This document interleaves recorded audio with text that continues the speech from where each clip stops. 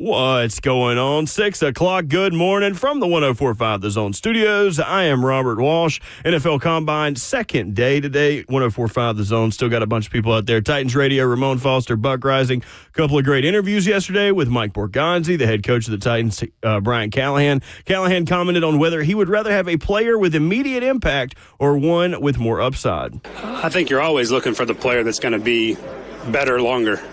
So you always are looking for the long term. I think there's short term components that you're looking for, but you want players that are going to be playing at their best for their longest and hopefully for 10, 12, 15 years if you hit it right. And that's all positions. You want guys that are going to grow and continue to get better.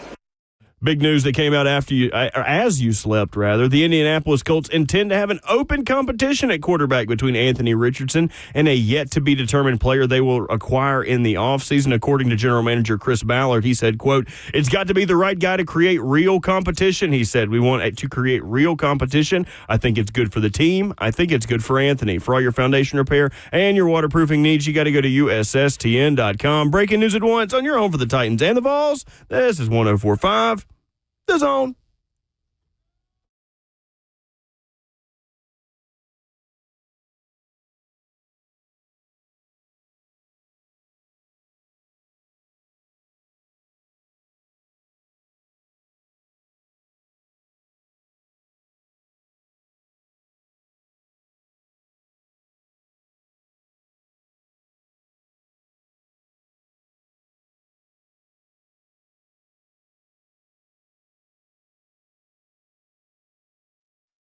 Wednesday morning, welcome to the middle of your week on 104.5 The Zone. This is RKW. Ramon Foster, Kayla Anderson, and Will Bowling with lots to unpack from the Tennessee Titans at the NFL Combine.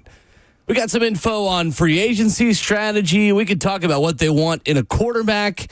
We know what Travis Hunter would be if he came to the Tennessee Titans, and we'll talk about all that with Emory Hunt coming up at 8:20 this morning. Rhett Bryan at 9, and with the man who is boots on the ground in Indianapolis, Ramon Foster from the NFL Combine, Kayla Anderson, myself, Will Bowling here in Nashville. It is Wednesday, February 26th. How we doing? Good morning. Good morning, Good man. morning. Happy hump day, man. It's Wednesday. We get more information and everything.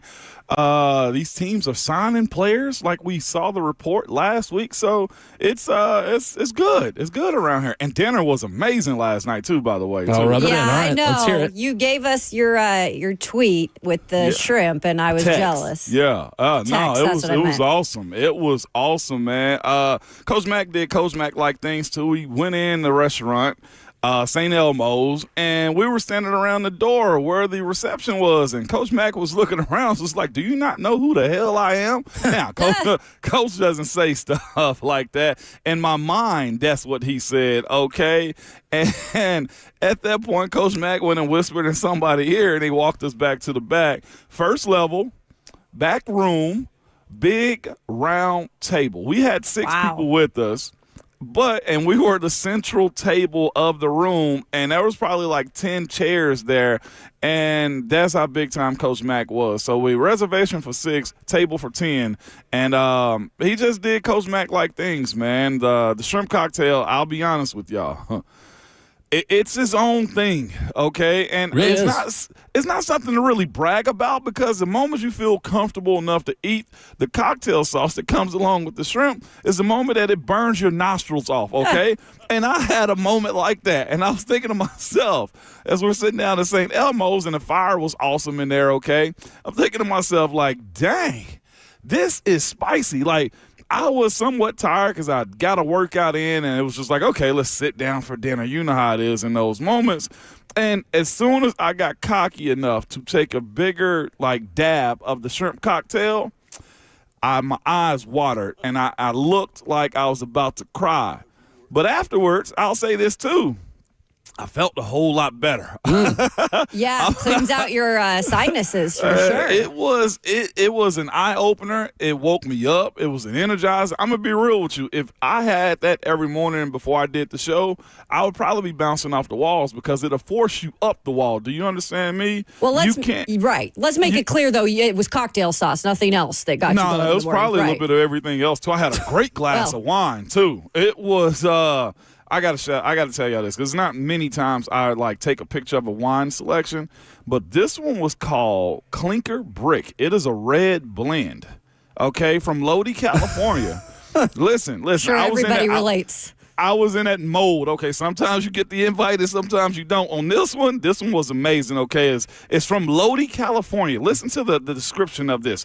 It's a Cabernet-based blend with vanilla, raspberry, blackberry, black cherry licorice, and a little leather. Okay. Leather? Do you have this written down, by the way? No, I took a picture of it because it's a picture of the bottle. Okay. I'm gonna eventually go look for this bottle because I'm not a wine drinker per se. Right. But that glass, I had 2 of them last night. Okay, those 2 glasses were only 2. Were some of the Two's enough best to get me going. Wine I've had in a while. And Coach Mac brought out the platinum card. Man, I was gonna say, who pays for the dinner in this situation? I could have, but Coach Mac decided that he was gonna be the guy because it was his reservation. Look at him. We had a grand old time, man. So you are not a sommelier, you are a sommelier. Listen to me, Will. I was swirling the wine around in my glass. That's funny. I just see Ramon swirling the glass and sniffing it. This is a red. Yeah, this is a red. This is a red wine. It's sort of an oaky afterbirth. Oh, my gosh. I thought I was the man drinking a glass of wine. I felt sophisticated, to be honest with you. Nice. So did you see, I always love hearing stories of who you bump into. And it reminded me of somebody that used to be the head coach here because he's hard to miss, especially probably walking around Indianapolis. But I was covering the Vandy game last night, and Mike Vrabel's son, Carter Vrabel, plays for Tennessee Tech. Good player, by the way. First baseman, pretty good player. And so I assumed Vrabel was not there. Obviously, his wife, Jen, was. But I'm like, Vrabel's up in Indy now. He's a head coach.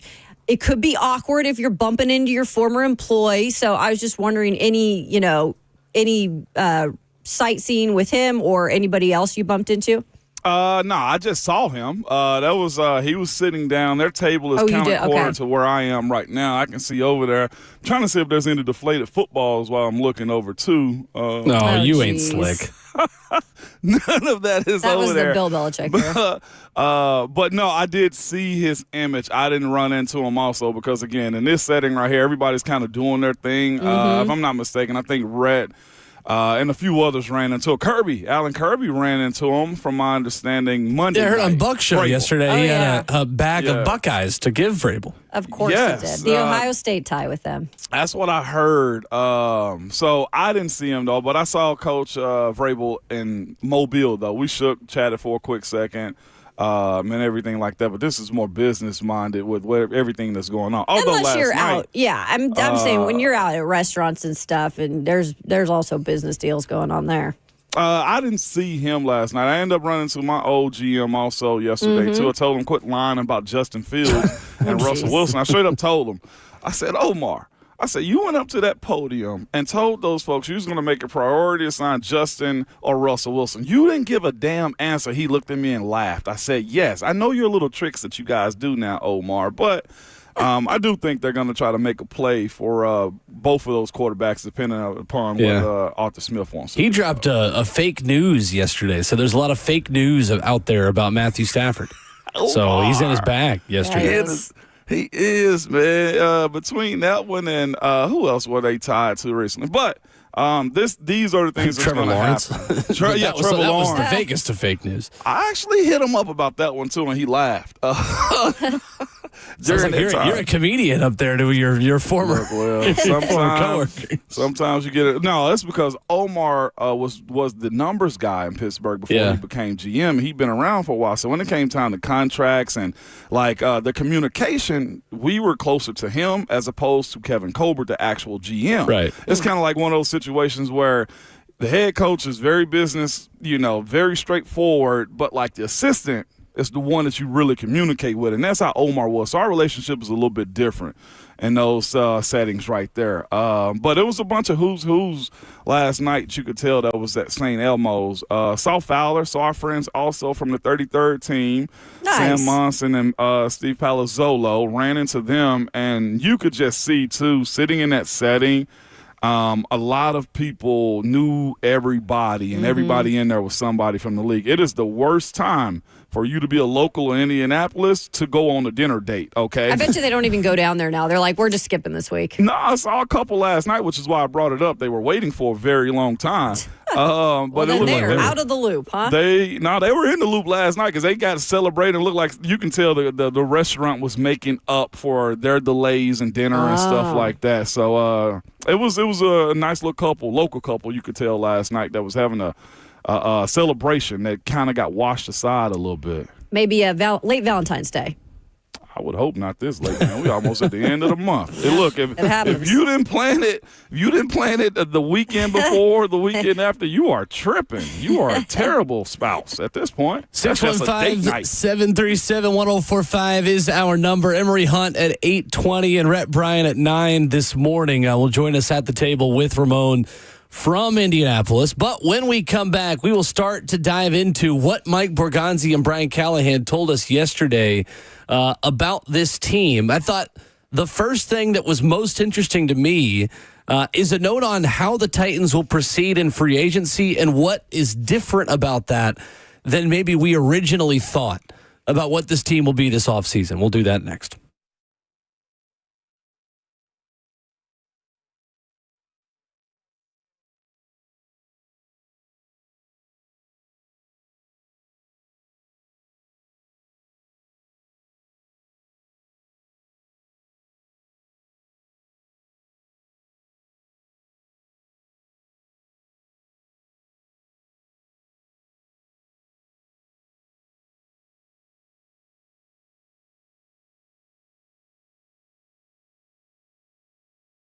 Get the Rolex of your dreams at Genesis Diamonds, y'all. Don't miss this massive 2-day luxury pre-owned Rolex event at Genesis coming up. I plan on trying to make that just so you guys know. Keisha, I know you heard that, all right? This Friday and Saturday, okay, 2 days only. Genesis is showcasing a mind-blowing collection of pre-owned Rolex timepieces featuring a stunning new selection of hard-to-find watches, too. Submariners, Daytonas, Pepsis, Batmans, every Rolex model you can find, man, including never-worn, fresh models that people wait years for. No waiting lists and no retail games either.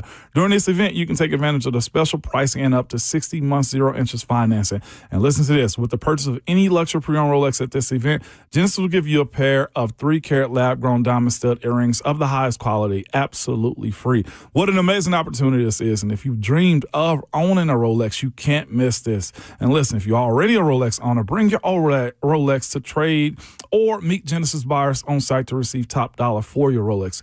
Come and see the largest selection of luxury pre-owned Rolexes in the state and take advantage of the special financing or get a pair of beautiful 3-carat lab-grown diamond stud earrings, yours free. It's 2 days only. It's this Friday and this Saturday, and only at Genesis Diamonds, your home for luxury pre-owned Rolexes. They're located in Green Hills and Cool Springs, and of course, see store for details.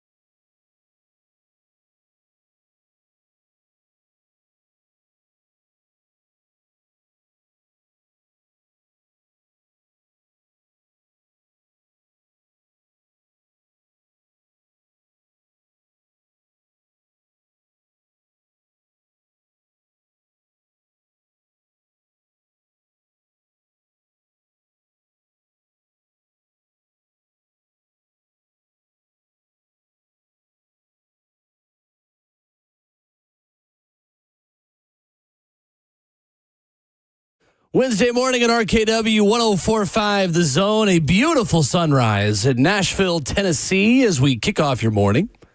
615-737-1045. We will enjoy seeing light this early, and then in a couple weeks, it's just going to be a time change again, and we're back in darkness. So back. Enjoy it while we get back. it. Until, what, like April? Yeah, about that time. But we get longer nights, though, and It's true. I'm excited for that. I really am. Can go golf in the afternoon again. Oh, by the way, I forgot to tell y'all on air, man. Coach Mack, man, before we get into the nuts and bolts of Callahan and everything in free agency. Yep. Dog, we're sitting at the dinner last night, and I tell y'all about this cocktail sauce. Like, it's not regular. It's got, like, real horseradish. It's got horseradish in it, yeah. It's nuts, okay? It's very good. We're sitting there, and the shrimp cocktails are almost gone, and Coach Mack is just finishing up because, listen, when you're raised in his era, you clean your plate, okay? Like, that's just the reality of it. You clean your plate.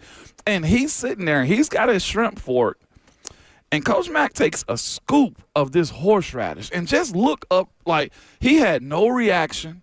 He didn't chase it with a saltine cracker.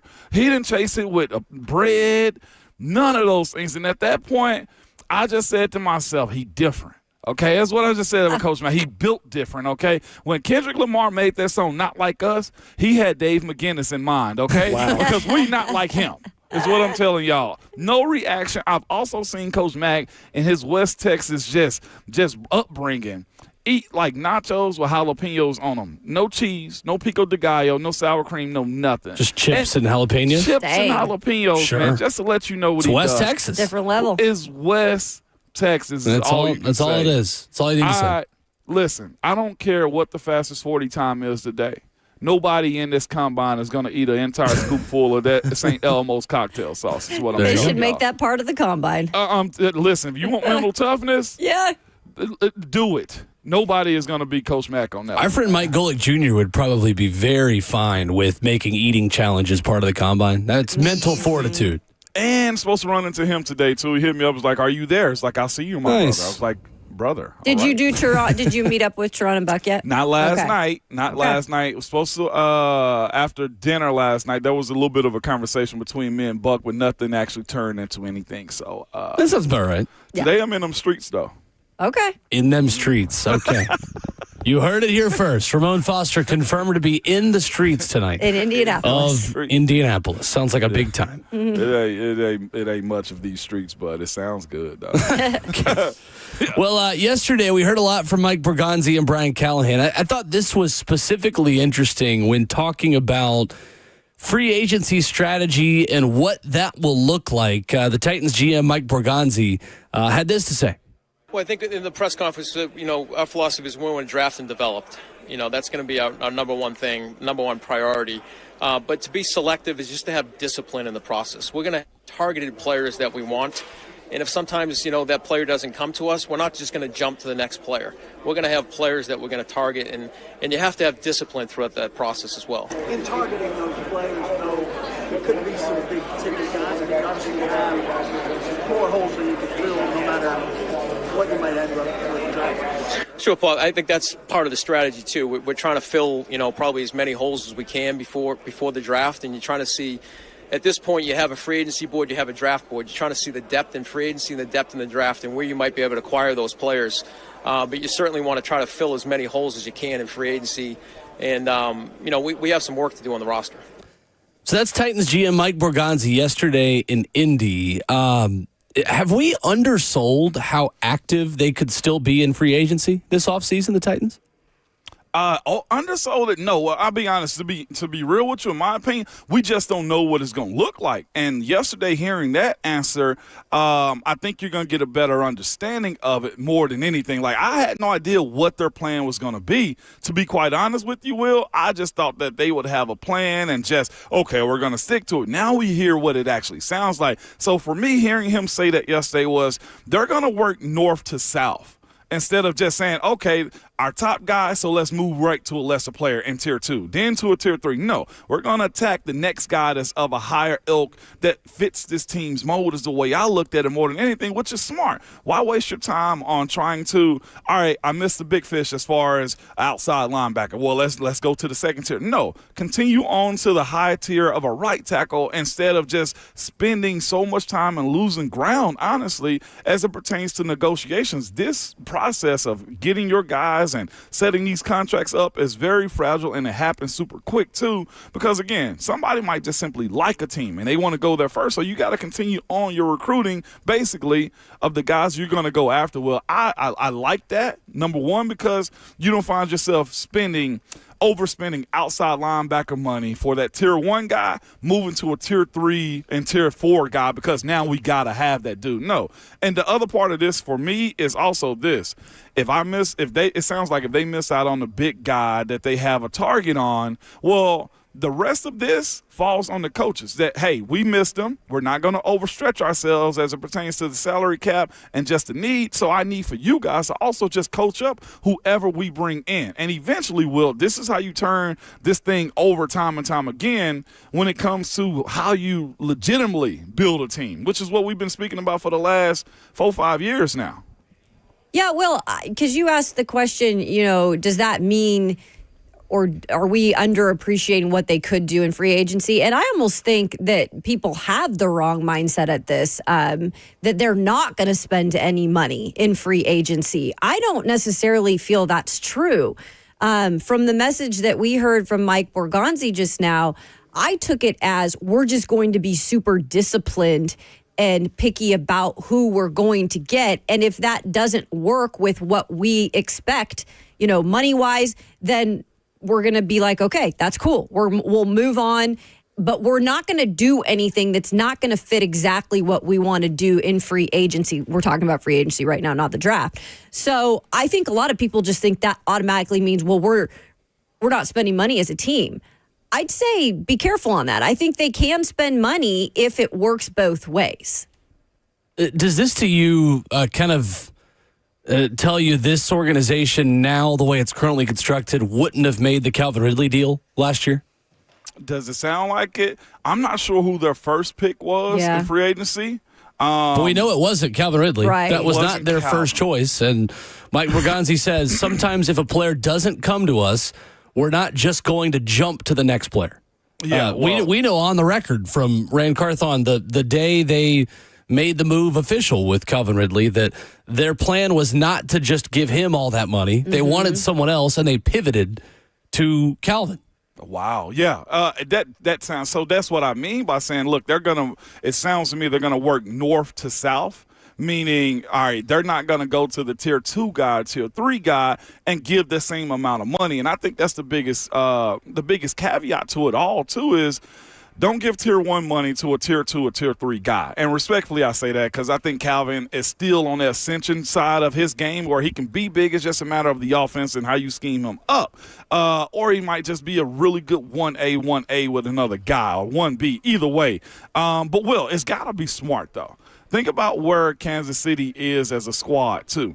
A lot of this is predicated, in my opinion, on how you build up the rest of the team. So why would you oversell yourself for the secondary guy on your list when it doesn't actually help you get better? That's what I learned for. So to your point of asking that question, do I think they would have gone to Calvin in this situation? Possibly not. And here's the other side of it, too. As far as the Kansas City Chiefs as of late have operated, too, they haven't played this game. You got to think they gave up a tier 1 guy in Tyreek Hill because they weren't going to submit themselves to his demands and acts as far as the contract goes, too. That is a telltale sign of what he's capable of or he's seen. The issue that I could potentially have with Borgonzi having that mindset is there is no Patrick Mahomes in Nashville, Tennessee. Who's going to make those guys better as it pertains to the quarterback, right? That's where I think the biggest question has to be answered moving forward, too, is if you're not going to spend on those types of guys or you miss out on those types of guys and go to a lesser guy, go to a lesser wide receiver, maybe on a 1-year deal for the upcoming season, then who's slinging the football around? Or how much confidence do you have in Coach Brian Callahan to call a very competent offense that covers up having Juju Smith-Schuster as your wide receiver or an older DeAndre Hopkins, right? Those are the guys that Kansas City has gone after to try to get high return on a low-value player. Yeah, and they said they'll have a a profile not for only just the draft, right? They have a profile in free agency too. Again, going back to they're going to be pretty selective about it. It is interesting, though, how Mike Borgonzi, I feel like with the messaging that we've had from him, the couple of times we've heard from him, it is a different way to go about business. And I'll say this, it's more of a business approach. And nothing against Ran Carthon, because I also appreciated the way Ran Carthon, did things too, was more so about the relationships. And it is interesting, though, that there are little things that he plugs in every now and then in terms of Mike Borgonzi that makes it clear they're going completely different from what they were doing the last couple of years, and maybe the way they looked at going about free agency. And obviously everyone wants to build up in the draft, but it is a big time separation from the past. It definitely is. I mean, it makes me feel confident in Mike Borgonzi just hearing the way he talks publicly. That guy is not giving anything away. I mean, he is all business. He is direct to the point, and he does not talk in circles. He's not just going to give you an interesting, fluffy answer with a lot of just word salad at the end of it just so he can keep talking. Like, that guy makes his point. He gets in, he gets out, and he does not need to say anything else. No, absolutely not. And to me, we've talked about this team for a while, the Tennessee Titans, as it pertains to how free agency has gone over the years. We've somewhat joked a little bit time to time, well, you come to Tennessee and get your retirement payday or something like that, right. Or there's a Tennessee tax that's got to be paid because you're not that good. And before Nashville got super popular, who comes to Nashville? So you got to pay the Tennessee tax, right? At some point, you do have to get to just a strong stance in saying, this is how we operate. Oh, you won't take 2 for $20? Mm-hmm. Cool. We'll just wait and save this money for next year or pour into our guys that we have inside of our building. For me, I think this gives more of a justification of what they think their process is going to be as far as drafting, just role-playing free agents that will fit the mold of what they want also, and not just overpaying and overselling yourself in free agency just to be popular, just to say, hey, we got to put butts in seats, just to say, this guy was good over there, let's pay him a crap ton of money so he'll be good for us too, and then you end up burning yourself. So, Will, yes, I think you're right. This somewhat settles as it settles me with the understanding that, one, I do think it's still going to take a whole lot of time to get it up and working the way you want to. You might have to change, as Kirby sitting right here, you might have to change the transmission from time to time. Like, frequent oil changes are going to have to happen inside of that building when you look at what their expectations of play is to actually find that floor of what a Tennessee Titan is. Because right now, there's like 3 different regimes inside of that locker room. And at some point, if Borgonzi's going to play this thing slow and methodical, like, this team, the outlook of it has to look like what he wants to. And right now, to be quite honest, it doesn't. These aren't all of his players, although they should make it work. And I think that's what he's getting at more than anything. Let's not bring out more outside guys to just look like a team. No, make a team that the Tennessee Titans are and hold that standard up for years to come, the same way Kansas City has done it. Yeah. And the weird thing about, real quick, this year, though, is that there are so many holes still. And that is something he brought up and admitted to and said we're going to try to fill as many of that in terms of holes before the draft even because they have so much work to do on the roster. So it will be interesting to see how this first year of free agency goes. Obviously, they're still going to be disciplined in who they're picking, but there are still plenty of holes that they've got to fill even before they get to the draft. Yeah. So that could change in year 2, 3, and beyond as well. So they're going to have to make some sacrifices just to fill out the roster. And I think back to a couple of seasons ago when Billy Napier took over at Florida.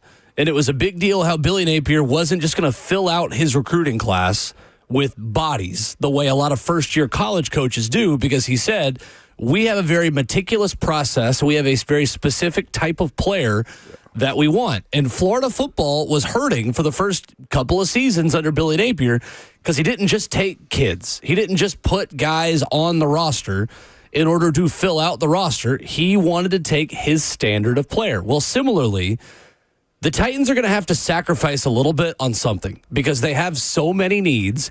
You've got to fill out the roster, and you've got to spend a lot of the money. There is a salary cap floor on what you got to spend over 4 seasons. So there may be a Trey Smith level tier. There may be a Kevin Zeitler level tier. If neither of those two guys come to the Titans, that's a chunk of money you still have to spend. So that is why Mike Borgonzi, the people in his staff, get paid a lot of money, is they got to figure out who is worthy of that. But at the same time, I think we have undersold what the Titans are going to be in terms of active in free agency because they've got to spend this money, A. And B, to me, what I take away from what Mike said yesterday is if they love a player, they're going to go pay a lot of money for him. Sure. It's not that they don't want to be active in the beginning of free agency. It's that if they don't love a player, they're not going to pay the money to that guy and just one person just because they can. And that, to me, again, is where the Calvin Ridley move just wouldn't have been made. That is the biggest thing I take away from the free agency to strategy discussion is if they had lost out on the guys they lost out on last year, this regime would not have made the Calvin Ridley deal. No doubt. So to your point, man, this is where I went back real quick just to see, all right, how did the Kansas City Chiefs operate in free agency, man? This is their 2022 signing class and free agency. Just will to bring back to where you are. I think there was one tier 1 player that they signed, maybe 2, maybe 1.5 real quick. Okay, Juju Smith-Schuster was a part of that class. They signed Juju $10.75 million for a deal, okay? Serviceable guy, a 2/3, a slot guy is what you got out of Juju. I think they got a good bit out of him. Marquez Valdez-Scantling was another one. Signed a 3-year deal up to $36 million. Middle of the road still, right? Another guy, again, well, you're talking about guys that make sense to them. Justin Reed, safety. I think this was a tier 1 signing for them, man. They gave him 3 years, 31 with 20 guaranteed with the Chiefs. I think he just is finishing up that deal this year, and they've got a huge return on him also. Another guy in that conversation of their, I guess, upper echelon of signings was they ended up putting the franchise tag on Orlando Brown Jr., who they ended up getting from the Baltimore Ravens, and that was because he wanted to play left tackle for them. He wanted a new deal. Kansas City said they weren't going to do it. He eventually got it from the Cincinnati Bengals, who had to overpay for him too. So let's look at Orlando Brown Jr.'s deal, okay?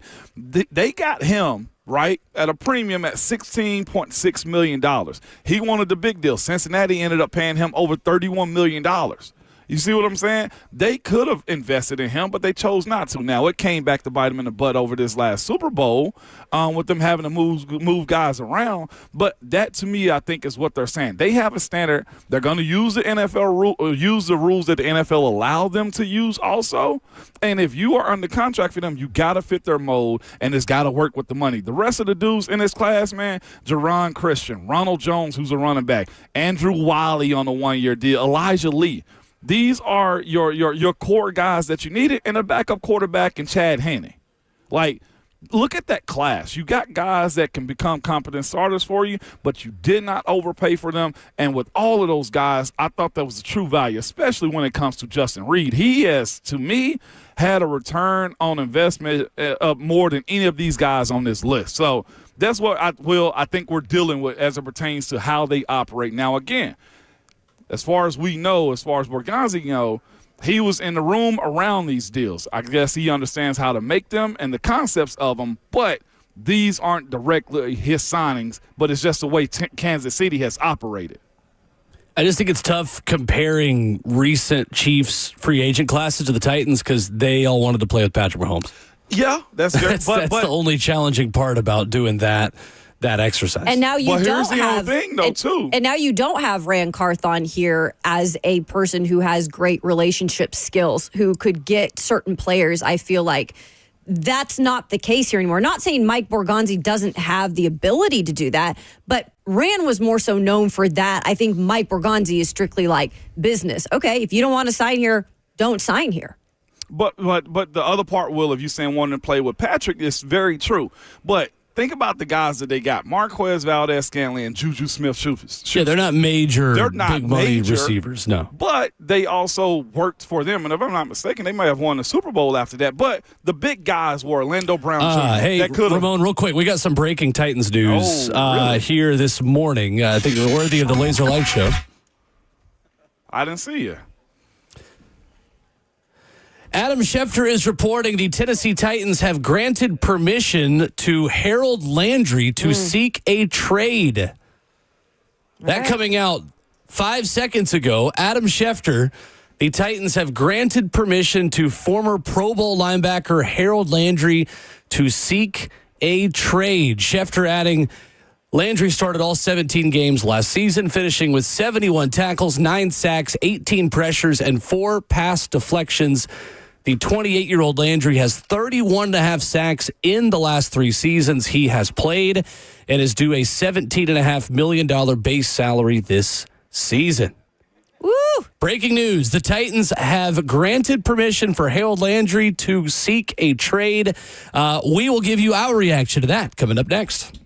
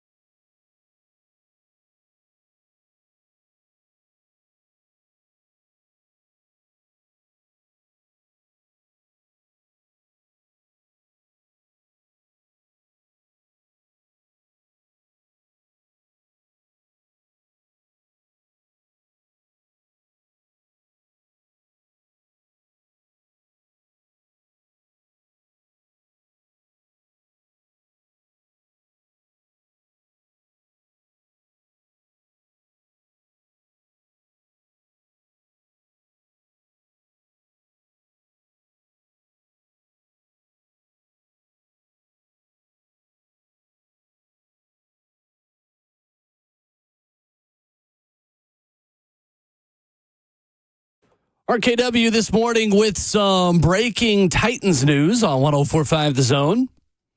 Ramon Foster in Indianapolis, Kayla Anderson and Will Bowling with you here in Nashville. Adam Schefter with the reports that the Titans have granted permission to former Pro Bowl linebacker Harold Landry to seek a trade, noting that Landry started all 17 games last season. He had 9 sacks, 18 pressures, and 4 pass deflections. He's 28 years old, has 31.5 sacks in the last 3 seasons he has played, and is due a $17.5 million base salary this season. Guys, what is your initial reaction?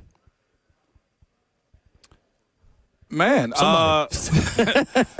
mine is what's the plan? They just spoke about free agency and having guys be their guys, and that's one of the things that Borgonzi spoke about when we had them on. Is it's cheaper to keep your guys in house and develop and retain, right? But this is draft season. This is collecting assets. To me, this is a deep defensive end, outside edge rusher class.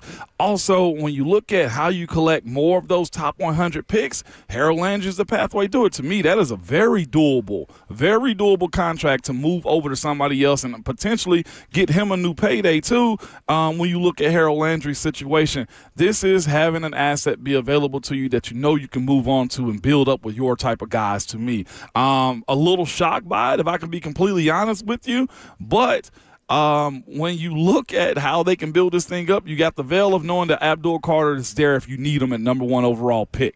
You also have the conversation that, look, you can get rid of Landry, bring somebody in, get more draft picks, and just collect and stack. This is this big. I did not expect this on a Wednesday.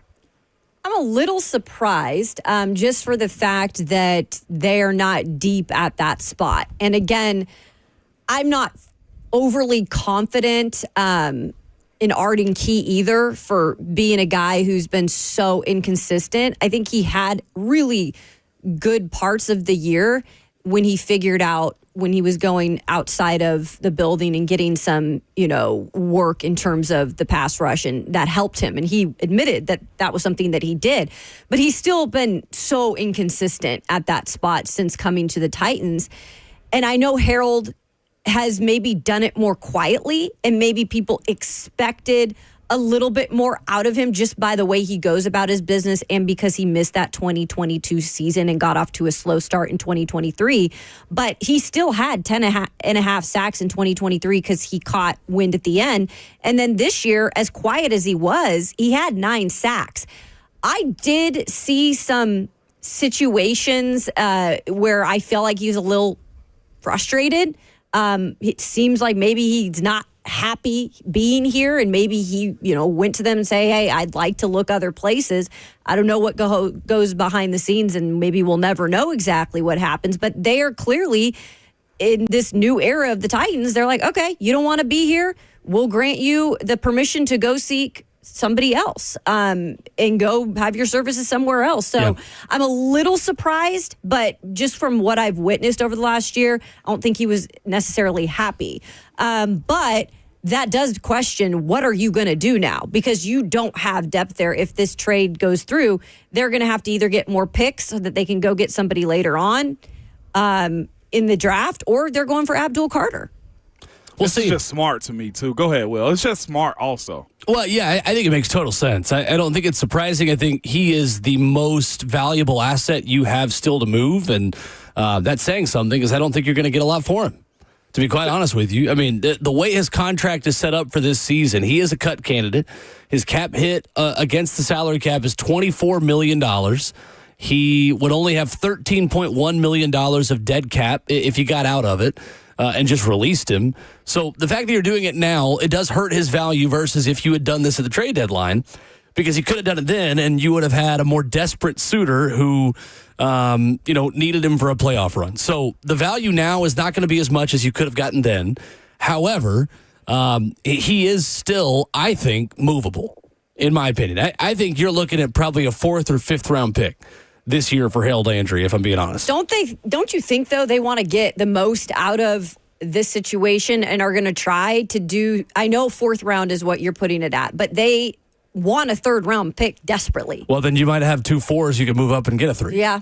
Like You could do this that. is how you move up and get your third back, is by making moves with assets that you have, and give yourself more picks to play with. And the other side to me though is he's got the Pro Bowl under his belt. Former second-round draft pick also, if I'm not mistaken. But the best part about making Harold Landry available, he's only 28 still. He's not 30. Again, with the raising of the salary cap this year, that deal, and I know you don't want to eat all that cash, but like that deal is light right now, especially if you get the same production out of him. Last year he had 9 sacks. A year before that he's coming back off the ACL. Like he has a lot of production still left in him. What I will also say too, if you say to yourself, well, why is this the situation right now? Well, losing it bears on you heavy, okay? And I think with a guy like Harold, with what he probably feels his value still is, and his ability to play, and watching AJ go get a ring and stuff like that, I look at this as he may have been a little disgruntled too. Recently, Jeff came out and said on somebody's podcast, it might have been at the Super Bowl, man, go get Abdul Carter. Like, if it doesn't work out with Harold, you still have that left on your belt. When you look at what you can do with his value at this point. If it's a 4th, I still think that's good because you get the money off the books and another pick. If they released him after June 1st, they would save $17.5 million against the cap. It is certainly a move that would allow them added flexibility also to go get a free agent quarterback. If you wanted to really be in the Sam Darnold sweepstakes and clear out anyone that's making a lot of money off of your ledger, this is the way you do it. I think too, his value will be tied in his affordability, because that money is not guaranteed in 2026 for him in 2025. The fully guaranteed money has been paid out earlier in his career. This is the 4th year of that 5-year contract extension he got, worth $87.5 million. So this is not someone that's going to break the bank for a contender that needs pass rush help. That to me is why I think you could still trade him. Yeah. I'm looking at the situation where the outside edge guys are too. Josh Sweat, I think, is up this year too as far as being an edge guy. Here's another thing too. If you're looking at trade values for teams that's trying to sell it, they got to also spend money at other spots. Cincinnati, candidate number 1, come to the front, right? Trey Hendrickson is done there. He's a free agent. They got to pay Jamar, and I'd almost expect Harold Landry's deal is a whole lot less than what they were going to pay Trey Hendrickson. Another candidate come down to the front row too. Cleveland Browns, what Myles Garrett was getting, right?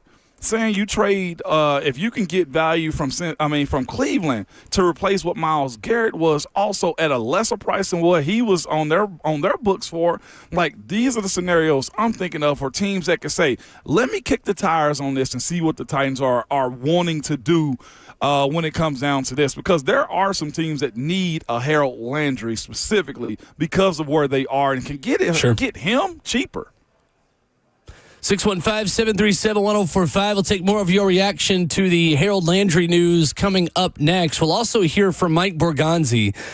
When he was asked about the strength of this draft, he specifically made note about the edge rusher position and what that means moving forward for the Titans. We'll dive into that next.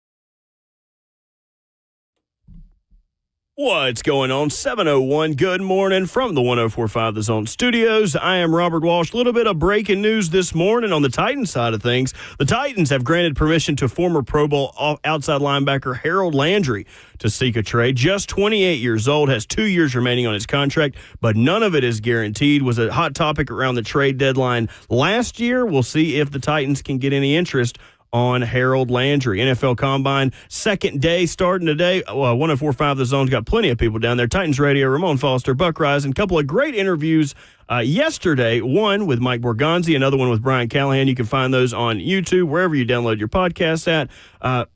Callahan commented on whether he would rather have a player with immediate impact or someone who could grow into a role and have a little more upside. I think you're always looking for the player that's going to be better longer. So you always are looking for the long term. I think there's short term components that you're looking for, but you want players that are going to be playing at their best for their longest and hopefully for 10, 12, 15 years if you hit it right. And that's all positions. You want guys that are going to grow and continue to get better. Big news that came out as you slept. The Indianapolis Colts intend to have an open competition at quarterback between Anthony Richardson and a yet-to-be-determined player they intend to acquire this offseason, according to General Manager Chris Ballard. He said, quote, "It's got to be the right guy to create real competition. We want to create real competition. I think it's good for the team, and I think it's good for Anthony. For all your foundation repair and your waterproofing needs, you got to go to USSTN.com. Breaking news at once on your home for the Titans and the Vols. This is 104.5 The Zone."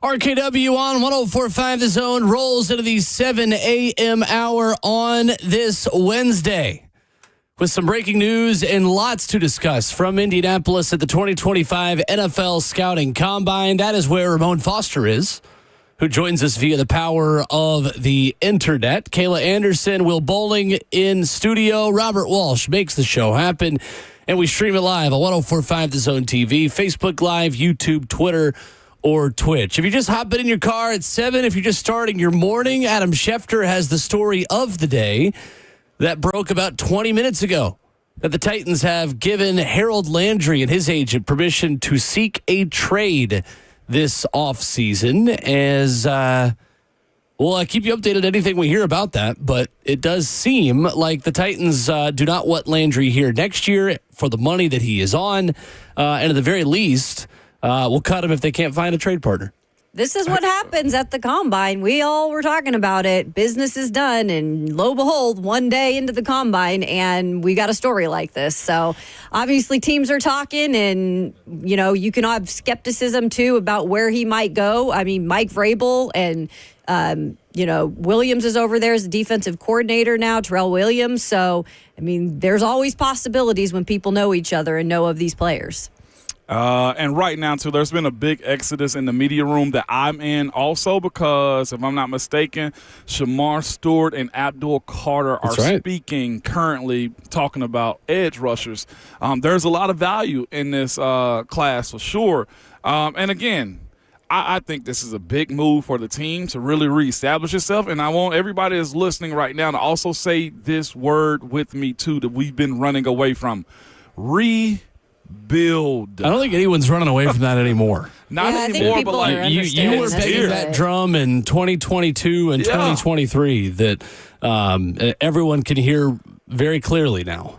It is, man, and it's apparent too. But the teams that need veteran guys that can get younger, like I do think about the Patriots being a team, man, because Dietrich Wise, 30 years old right now. He's a free agent. You look at the Chargers situation, it says to me, Harold Landry, come on down. We already utilized Christian Fulton. You've already looked at Elijah Molden. You might play a style that Bud Dupree, yes. And that's the other thing, too. If I'm not mistaken, Bud signed a one-year deal. They also have Khalil Mack, who's aging also. Harold Landry fits that style of play when you look at what you can replace Khalil, Bud Dupree, and also this too, Bosa being available to their team. Like, that to me says if you want to be competitive hardball and get younger and bring a guy in that has a proven resume, he fits that mold too. I look at Washington, the Commanders being another one of those teams, man. This to me was probably the perfect drop on a Wednesday morning, man, that allows this team to get more assets or at least relieve itself of a player that may also want to be out too. Yeah, and I wanted to address really quick in the FNM chat, Lindsay, and I understand where you're coming from on this. Letting, Landry walk, you says, makes the team better in 2025. Not sure about letting him walk, I should say, when we're so limited on veteran leadership. I will say this, covering Harold for the last several years, great teammate, I feel, never available to us, would always, he doesn't want to talk, which is fine, but I don't consider him a leader necessarily in terms of that defense. That's just my opinion. It's Jeffrey Simmons. What's that? I mean, Jeffrey Simmons is the leader of the defense. You're 100% right. Yeah, I mean, I'm just saying, I don't think he's a big part of the leadership narrative. Sure. So, Mike Berganzi was asked yesterday about the strength of the draft class and what he likes about it, and specifically mentioned edge rusher. Running backs, it's a good draft. There's some good tight ends in that position group. So I think it's a good draft overall, but there's certainly some positions that more strength and a little bit more depth in the middle to later rounds as well. That was not the cut I thought it was, but that's okay. Mike Berganzi did talk yesterday a lot about strength at edge rusher specifically. That was my fault. I didn't reset. No, you're good. I can play you the front end of that. That'd be great. Well, get it right then, Bert. I'd say obviously defensive line, specifically the edge players. It's a really deep draft. I would say running backs, it's a good draft. See, there you go. That's what you're looking for. Yeah. Perfect. That is exactly what I was looking for. So Titans trading Harold Landry. Does that mean they're drafting Abdul Carter? There's a security blanket that if they don't get a trade partner to move back, they could, Will, in my personal opinion. Harold's in a sticky situation, but the Titans, again, being number one overall and having a guy that's a top-tier player in Abdul, it settles, even if they still move back. You got to think about it. If they're still moving back, you run the risk of losing him, but there's not a loss. And this one, to me, Will, when you talk about what options that the Titans are left with, this is a deep class. He just said it. I don't think this is a loss. It sucks that Harold's going to find his way out if he also finds a trade partner. But, sir, thank you for your service. This is the NFL, and now guys get, like, this fan base get an opportunity to see the real business side of how this stuff operates and how you actually, like, reset a franchise. I think it was interesting when he specifically pointed out those positions that had depth in the draft. So while I want to immediately, when I heard about this Harold Landry situation, I immediately thought, Abdul Carter. Like, they're definitely going to probably have to go get Abdul Carter. Not so fast, as Lee Corso would say, because if he mentions that depth at specifically the edge position, which he pointed out almost first, there is a lot of depth there, like he mentioned, even in the middle to late rounds. He said that at the end, too, when talking about the edge running backs and tight ends. So if they have a player that they really like, that they know they can get him a little bit later, I think they could solve some of that problem. Now, they've got to do more at that position in terms of depth, but I think, Will, you said it when we were talking to the break, that might mean they're more apt to go get the quarterback early on. Yeah, I mean, depending on how much draft capital you get, right? Like, if the whole plan of trading back is so you can get more draft picks, maybe you're more willing to take the risk on the quarterback if you use other avenues to acquire more draft picks.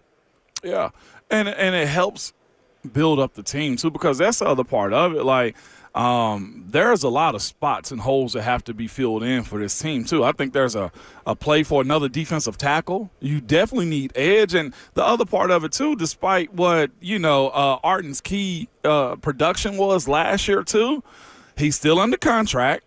He's still at a very great value, and he can be somewhat productive for you also. There is an element where you hope he pushes through that ceiling and becomes a bigger player for this defense, and maybe the removal of Harold Landry helps him a little bit more.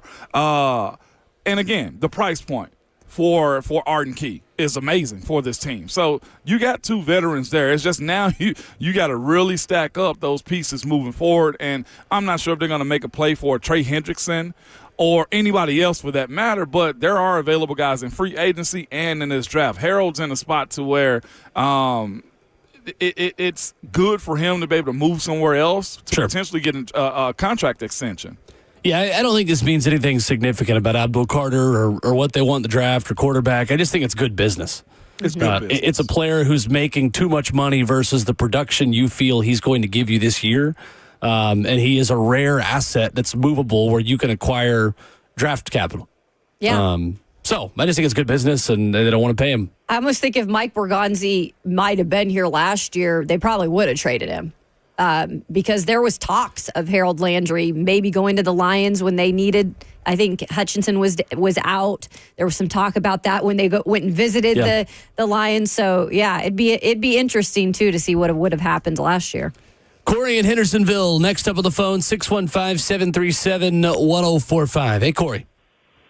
Hey, guys. I'm actually on my way to Huntsville, so if you could keep me on the line afterwards, that way I can hear the response because I'm losing service. But, Ramon, this is kind of geared toward you being a former player. And curious with when you hear someone say that the player has the option to seek a trade, how does that differ in versus like just a regular trade or even like a situation with, say, like a Myles Garrett where he demands a trade? Like, how does that fall on the team as far as what they can potentially get back?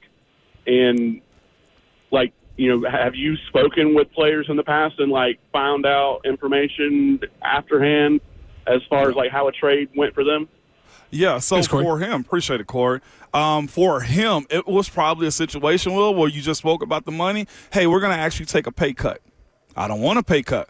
Well, we're going to ask you to take one because we have that, or we'll just cut you. Well, okay, if you don't want to be cut and you want to keep your salary, you go find a trade partner for yourself then, and we'll ship you to where you want to go.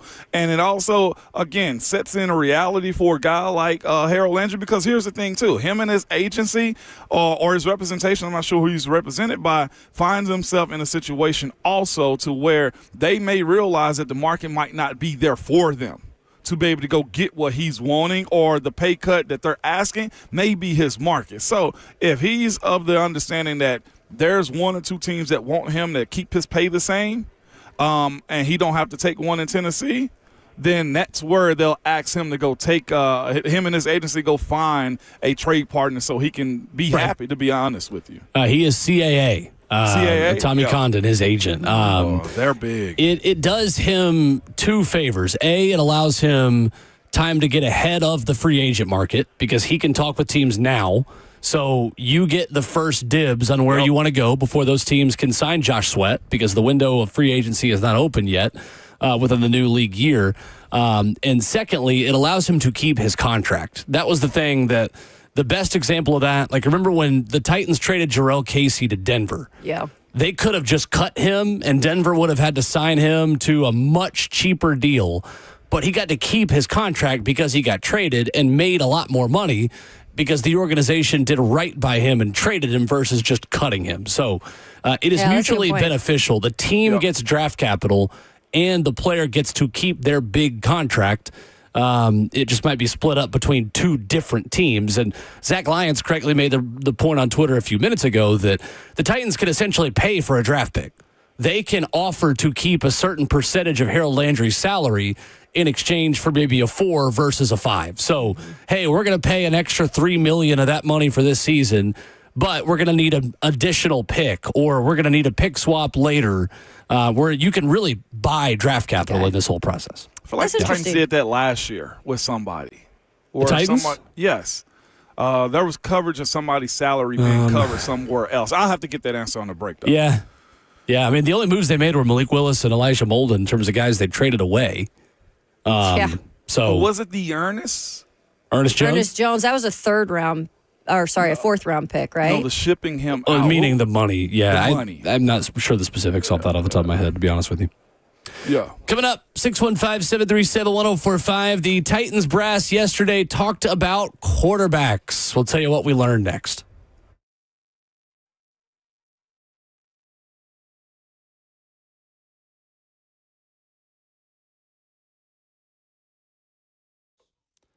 Hey, it's Will Bowling. Is your water heater not heating? Maybe your sink is leaking. You got a clogged drain. Things just aren't going right around the house. I know I've got a list of things that I need to get to work on. And a lot of times I just give that list to my friends at Lee Company. Available 24/7, 365. Our expert friends at Lee Company have you covered for all of your plumbing needs. And right now, you can enjoy $30 off a plumbing service call for a limited time. You just got to contact Lee Company today at 615-567-1000. Or you head online to leecompany.com for an appointment to take care of your home's plumbing from top to bottom. Again, that's $30 off your next plumbing service call at leecompany.com. The folks with over 80 years of experience. Look, when you do business since 1944, you learn how to do things the right way. 14 community locations in Tennessee, Kentucky, and Alabama. And with over 1,000 vehicles in their fleet, Lee Company, they are always ready to help you at a moment's notice. 615-567-1000 or online at leecompany.com. That's Lee Company. All you need.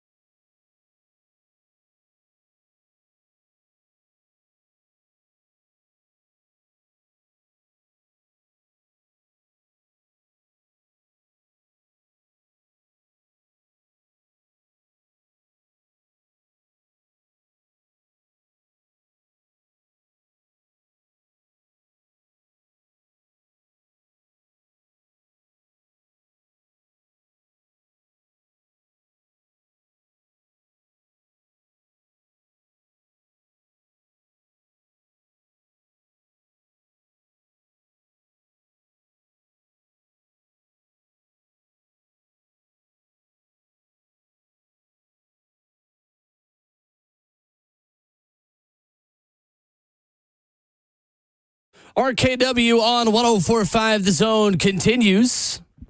And streaming live on 104.5 The Zone TV, Facebook Live, YouTube, Twitter, or Twitch. I have seen 2 comments to us saying, Harold Landry pick swap for Matthew Stafford. Who says no? Oh, my. The Rams. The Rams say no. Yeah, they Not quite the trade they're looking for. With Jared Verse there and their young defensive line, Byron Young, they're set for a Y'all while just be there. cool. Be cool, little dog. They have 26-year-old Harold Landry at home. He went to Tennessee. Exactly. His name's Byron Young. Yes. We will not be spending money. But went to the other side where they're doing the player interviews. I saw James Pierce sitting down having a look like a radio interview before he went to the podium. Gave the head nod, started to say go Vols, but I keep it professional, man. So saw him, and the sentiments over there right now is Abdul Carter looks the part, sounds the part, and looks good so far. Well, we're going to hear from one of the things he said here in 20 minutes. We'll play for you because he talked about going number 1 overall to the Titans. So that's a tease. Stay tuned. Big tease. For that, coming up in 20 minutes. Yesterday, Brian Callahan was asked about fit versus talent. I thought this was a very interesting discussion from the Titans head coach at the podium in Indianapolis at the NFL Combine. He does not care as much about scheme fit as he does overall ability. Sure. I think the best way to put that is our job as coaches is to put players in the best position to have success. And I would never sacrifice talent for system. It's always going to be player driven and player first. So if you can find a great player, we fit them. And however that looks, there's plenty of plays in football in all 3 phases that you can find ways for guys to have success. So I would always say the player is going to come first, and it's our job as coaches to fit what we do around that player, whether that's an offensive lineman, a receiver, a quarterback, a pass rusher, whatever that looks like. Our job is to fit the system to the talent, and I would never sacrifice scheme over talent at the end of the day as a general philosophy. So that's Brian Callahan yesterday. What do you make of that about quarterback? Because I know the general idea out there is that Shedeur Sanders is the better scheme fit for his style of offense. Does this put that notion to bed that just because Sanders is a better scheme fit, he could be the quarterback here? We also had a conversation with him, too, with Titans Radio on the OTP. Also, I asked him specifically about that, too, in a smaller setting. And he went on to say this as it pertains to because I somewhat alluded to Shedeur and I somewhat alluded to Cam also.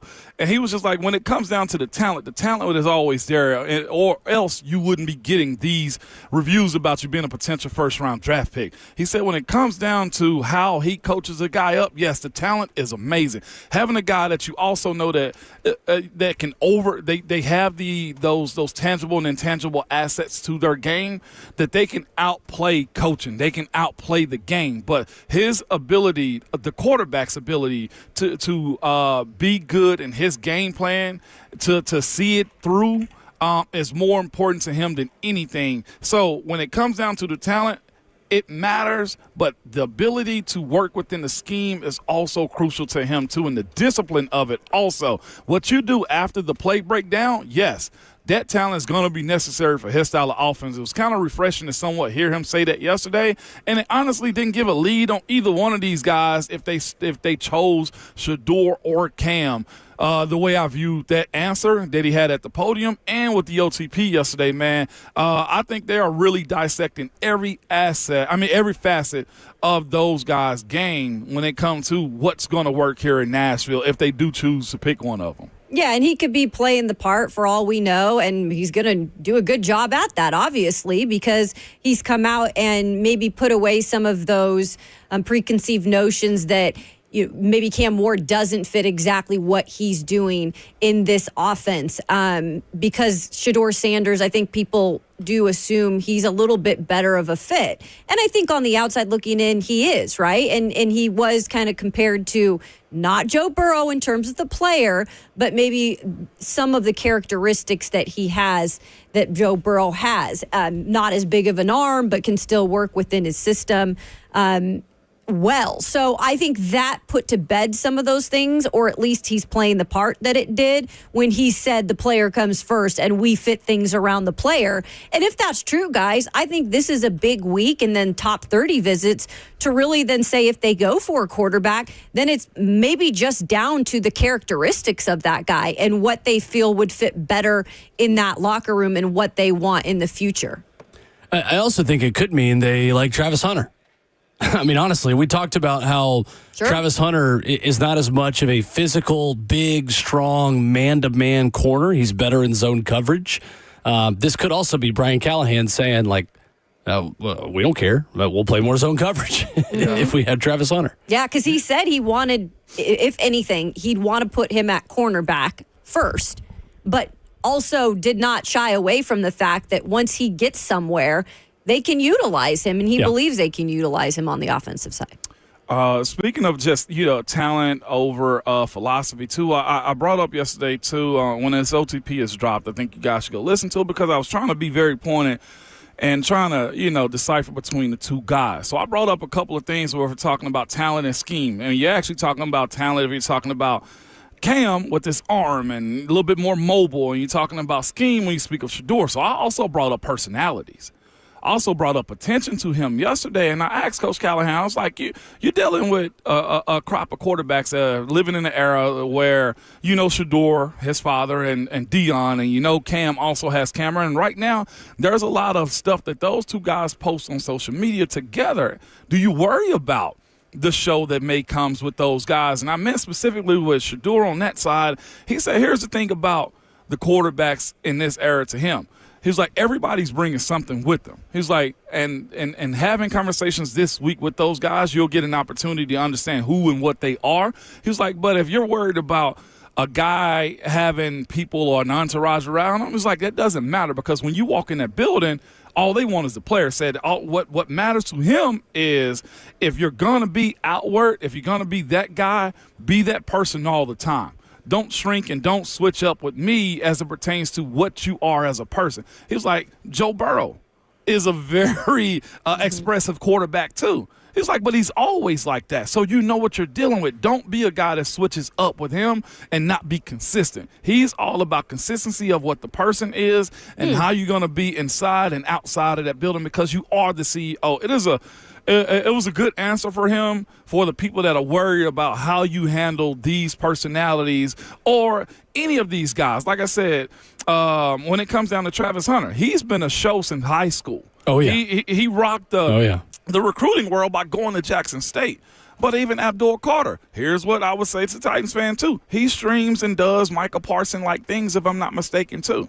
So that is a part of it. Streams meaning like doing live streams and video games and this is the day and age. Podcasts and things like that. Yeah. But his thing was be consistent with me. Don't be one way with me and a different way with your teammates. Sure. And I thought that was a fascinating answer. We're talking about talent and scheme and personalities. I think that's interesting, too, just to know what maybe Will Levis wasn't in that situation. Because I think Will Levis struggles sometimes to find who he is and his confidence. And that, in a way, makes it harder for a coach sometimes to mold someone into what you want them to be, because I just feel like he was going through a roller coaster of emotions that affected his play, right? And when you have a player that is who he is all the time, maybe that's easier to get what you want out of him because, again, he likes to hear from the quarterback. He likes to hear, hey, this isn't working for me or this is working for me. I feel like these two quarterbacks, in Shedeur Sanders and Cam Ward, definitely have those traits, at least, when it comes to knowing who they are as players. Everybody's confident until they get hit, too. Sure. Yes, sir. I mean, Will Levis was a very confident player and they got it beaten out of him. But the first game, he lost the confidence. Because he did stupid things. Well, I mean, but the first game in his career was the Falcons game. And then it was downhill from there is what I mean. Sure. Like, Shedeur Sanders and Cam Ward are confident until they get hit. And then you really see what somebody's made of.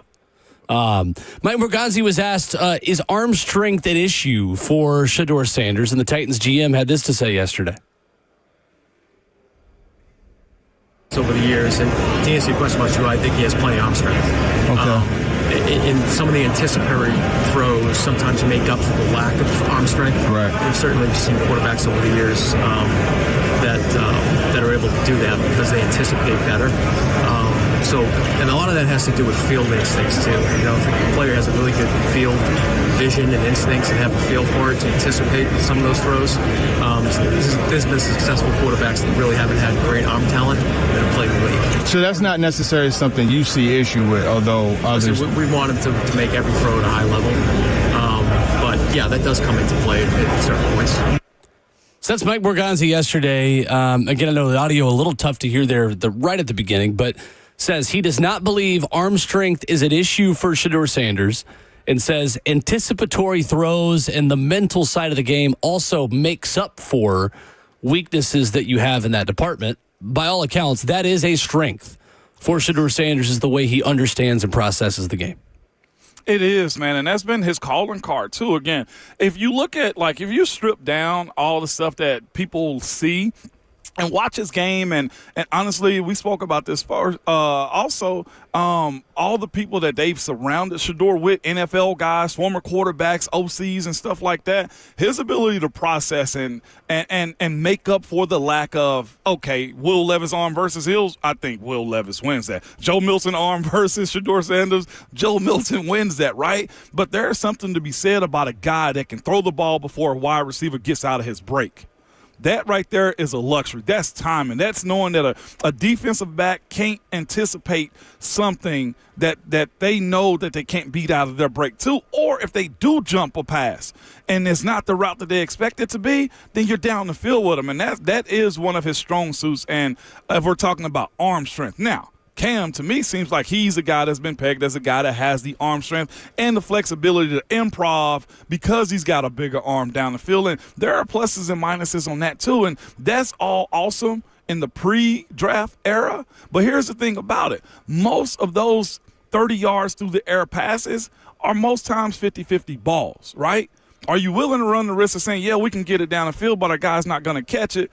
Or you run the risk of hoping you can get a DPI, or you have a guy that can really break down an offense, have players that can get out of their breaks, know where the ball is going every single time. This is a good process, man, for both of those guys, and I can't wait to see what we hear from those meetings after the fact.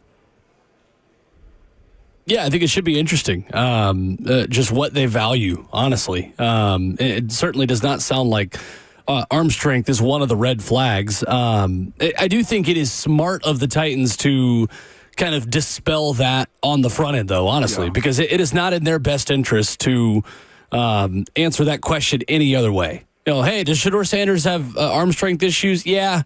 You know, we're not like that. That is nothing for them. If they truly want to trade back, it is in their best interest to gas up both of these quarterbacks publicly. Yeah, and that's why, I mean, we can say all of this stuff. They can say all of this stuff. I think they, in the back of their mind, if they have a trade partner, feel like they know what they want to do, but selling the quarterback is first and foremost the front of their mind. They have to do that to be able to have a trade partner that will, do something with them. So I think they're going to be very careful with their words, and they have been. In the first two interviews that we heard with Brian Callahan and Mike Borgonzi, who is a lot shorter in his answers, they're not giving anything away by any means. The best part about this to me is they've kept both of those guys' value up.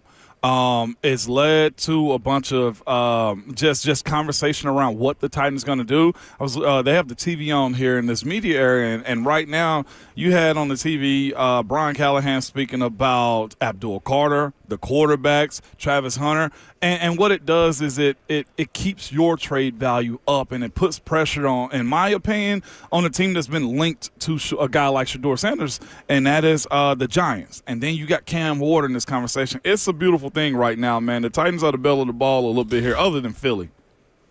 Certainly. This is the time where you did the best job of losing last year, so you are the team everyone wants to talk to. Yeah, you are too, and I'll say this too. This is right now. This process feels as real as it's ever been for the Titans. Actually, gaining some steam with doing stuff in the right way as it pertains to the pre-draft, understanding what this pick is, and not just that though, the value of this pick, and how they're going about it. Right now, you got a situation. Harold is free to go seek trade. The quarterback position is up for him also, and they have the ability to control everything moving forward, man. It finally feels real. And out of all of this, to me, too, I think it's the understanding that Will Levis is more than likely on his way out, because we've yet to mention much about him, and it wouldn't shock me also if he was moved this offseason, too.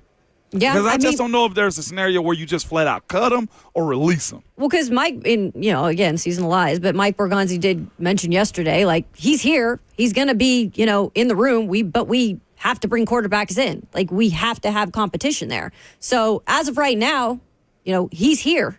I mean, it's kind of like what Terry Fontenot was saying about Kirk Cousins, right? Like, even if they want to get rid of him, it is in their best interest to say he is the quarterback here, and he is a quarterback here, and it drives up that price maybe marginally to want him. Mm-hmm. I still come in this real good statement, though, too. It's from the Ripple Effect. He put in there, on we're YouTube, going to be, for those unfamiliar. Yeah, on YouTube. He puts in there, we're going to be bad again next year. Does this actually bother you more? I'm asking you guys that being bad again next year. I don't think there's anything they can do this offseason to avoid that. I mean, they could knock it out of the park this offseason and go 7-10 next year. Yeah. Mm-hmm. And Mo, it's a different feeling this year, even compared to last year, when I think we knew there was a lot of turnover in the roster and there was a lot of newness, but we kind of were excited about the unknown of Levis being a full-time starter. There was a lot of, optimism around it, and then the parts that you got, this can make him better getting these parts. This year I feel totally different. I'm like, you know what, it is going to be what it is. They might win 5-6 games at the most, but this is what we expect this year, right? Yeah, the expectations of it is more than anything, man. We'll see. It sounds good. But I do like the moves that's happened so far this morning, man. And when you got the number 1 overall pick, you control a lot. And right now the Titans do, especially even more so with this Harold Landry trade. I'm still not over that one. That was a good move to make to I haven't made it yet. Up. I know, but the idea that it could happen, I'm optimistic about it, man. Because how does Harold walk back in that locker room after, hey, go find a new team? Weird. I think one thing is for sure, Harold Landry is either getting traded or cut. Harold Landry's not going to be a Titan in 2025. That'd be awkward at the most. Well, just because they just don't want to pay him. And that too. Well, yes, obviously. 615-737-1045. Abdul Carter was asked about being the number 1 overall pick. He revealed his process with the Titans, and we'll tell you what he had to say coming up next. Did you know you're overpaying for your health and wellness products? With over 20 company-owned brands offering its members vitamins, supplements, wellness, and skincare products, you're able to save up to 70% off retail. Members Nutrition can't change your life, but we can change the way you live. Living in Nashville is the best, and while it is a growing city, you still want to work with people you can trust, including a real estate agent. That's why you need to check out my friend Bernie Gallerani. Bernie Gallerani has years of experience. He's going to know the neighborhoods and care about your buying or selling goals. In fact, Bernie guarantees to sell your home in 30 days or less, or he's just going to buy it from you. Selling a high-end home requires experience, strategy, and expert negotiation. That's exactly why Casey chose Bernie Gallerani Real Estate. After interviewing multiple agents, Casey wanted someone with a proven track record in high-dollar home sales, and Alicia Brown delivered.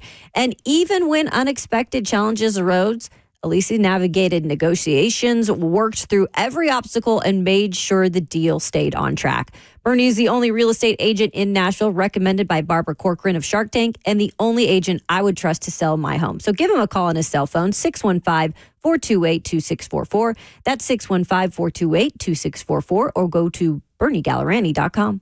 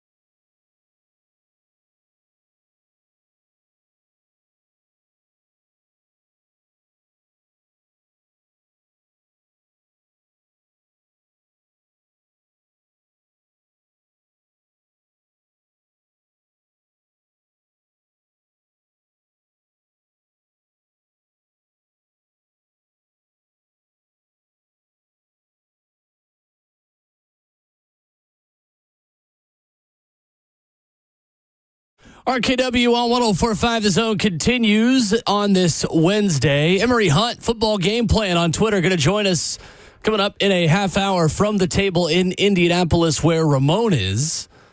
He is high on Shedeur Sanders, specifically. Certainly high on both quarterbacks as legitimate first-round talents. We will talk about Shedeur and Cam for the Titans coming up here in a half hour. Rhett Bryan going to sit down with us for his weekly visit at 9 o'clock as well. So Abdul Carter is talking with the media over in Indy at the NFL Combine and was asked about being the number 1 overall pick. Had this to say about the Titans this morning. First, how much do you want to be picked first? It's very important for me. That's one of the goals I made before the season. Something I always talked about. It's what I work for. And I feel like I'm getting close to that. Just got to keep working, keep putting the effort in, and I'm accomplish my dream. How realistic do you feel like it is to go number 1 this year? I feel like it's very realistic, and I feel like I'm the best player in the country, and the best player should be selected number 1. Have you met with the Panthers? First, how much? So that is Abdul Carter, Penn State edge rusher, talking with the media this morning. Buck Rising adding on Twitter that he has met with the Titans, and Abdul Carter said he felt like the meeting went well and wants to be picked number 1. Good. Right. I love that. He said it's a goal of his, man. That's huge. If we're talking about the best players in the draft, he fits that. I don't think as far as the drafting of him. Now, what he turns into as a pro is a different conversation.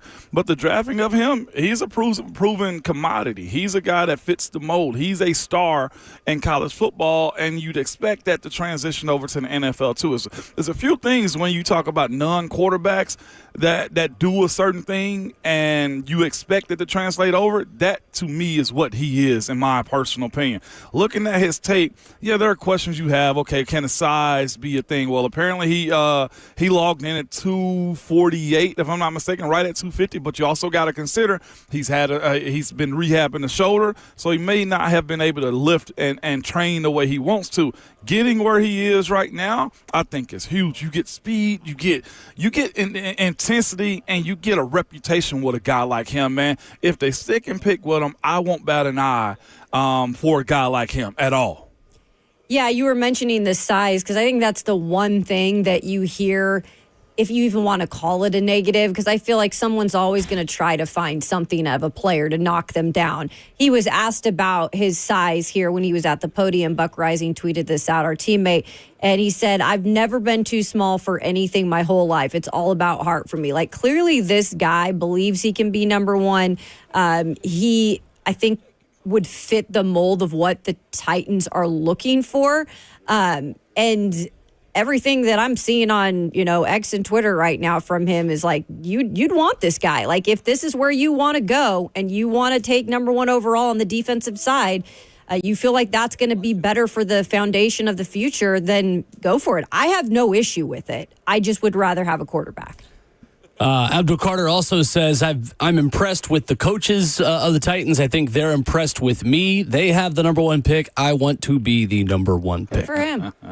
Very direct. I love that. Yeah. I love that.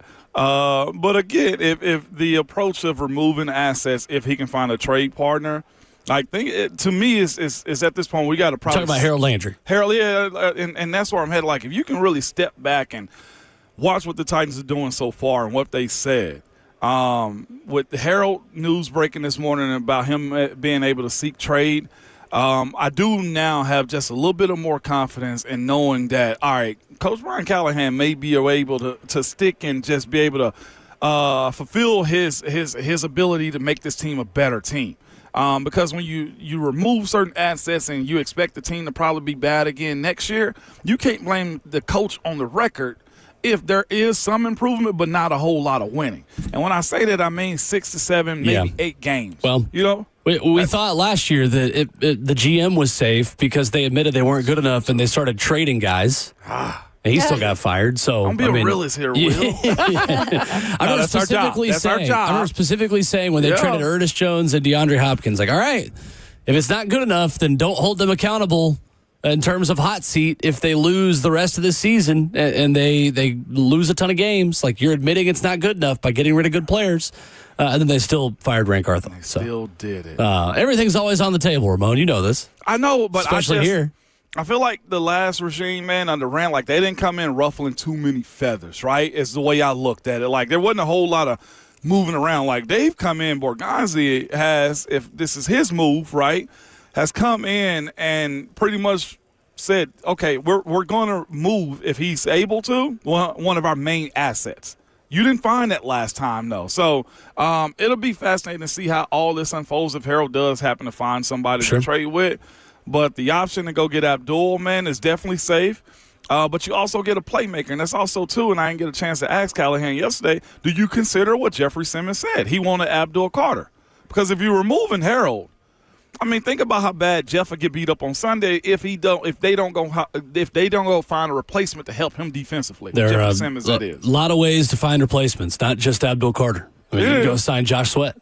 Yep. It is, but There's at options. some point, you got to listen to him, I'd hope. And you can't just make one move, guys. Like, this is a position, again, that is not, it's not like you make one move and, everything's peachy, keen. Like, that's not the case. Let's go to Tom in the Borough up next, 615-737-1045. What's up, Tom? Yeah, first of all, enjoy you guys' show. Thank you. But I have a question for you. I hate to go off topic like that, but it was something that you guys addressed the other day about the Philadelphia's tush thing. I believe, isn't there a rule in the NFL, along with high school and college, whatever, about aiding the runner? And if so, why isn't that being called on something like the tush push? Because that's basically the NFL rule says that you cannot push, pull, or carry a runner in order to gain an advantage. Thank you, Tom. I know the rule you're talking about. The caveat to it is a runner can be pushed, but teammates cannot pull, grasp, or lift the runner. Yep. So there is a difference. You can be pushed from behind over the pile, or you can have a rugby scrum where linemen come up behind you and try to push you forward if you're stalled.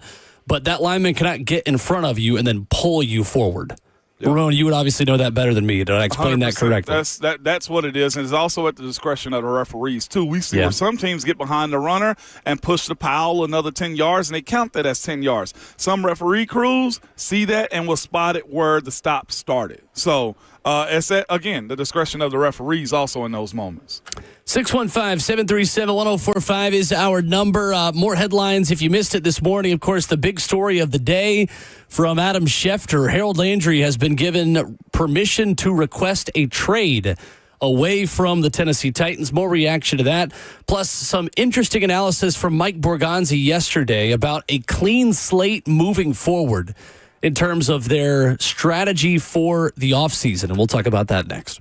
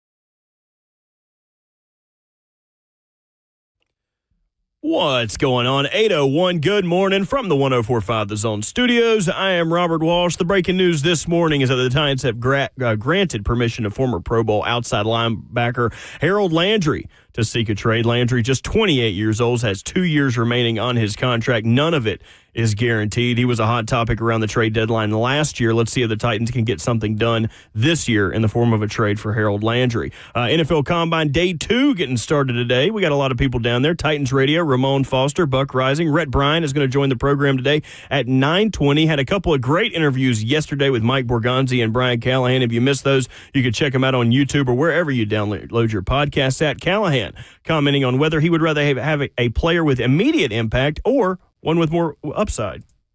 We're always looking for the player that's going to be better longer.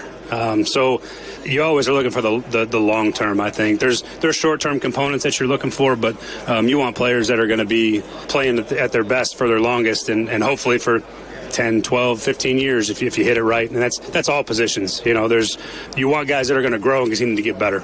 Titans trying to hit it right this offseason. Big news that came out as you slept. The Indianapolis Colts intend to have an, quote, open competition at quarterback between Anthony Richardson and a yet-to-be-determined player that they intend to acquire this offseason, according to General Manager Chris Ballard.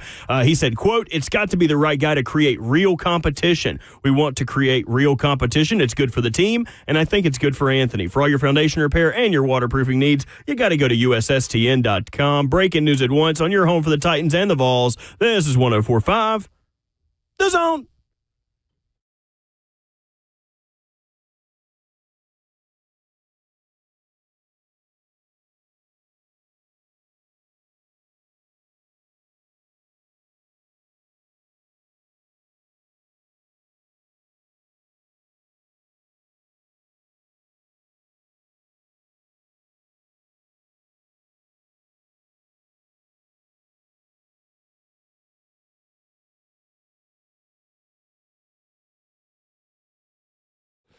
RKW on 104.5 The Zone rolls into the second half on your Wednesday morning. Welcome to the middle of your week.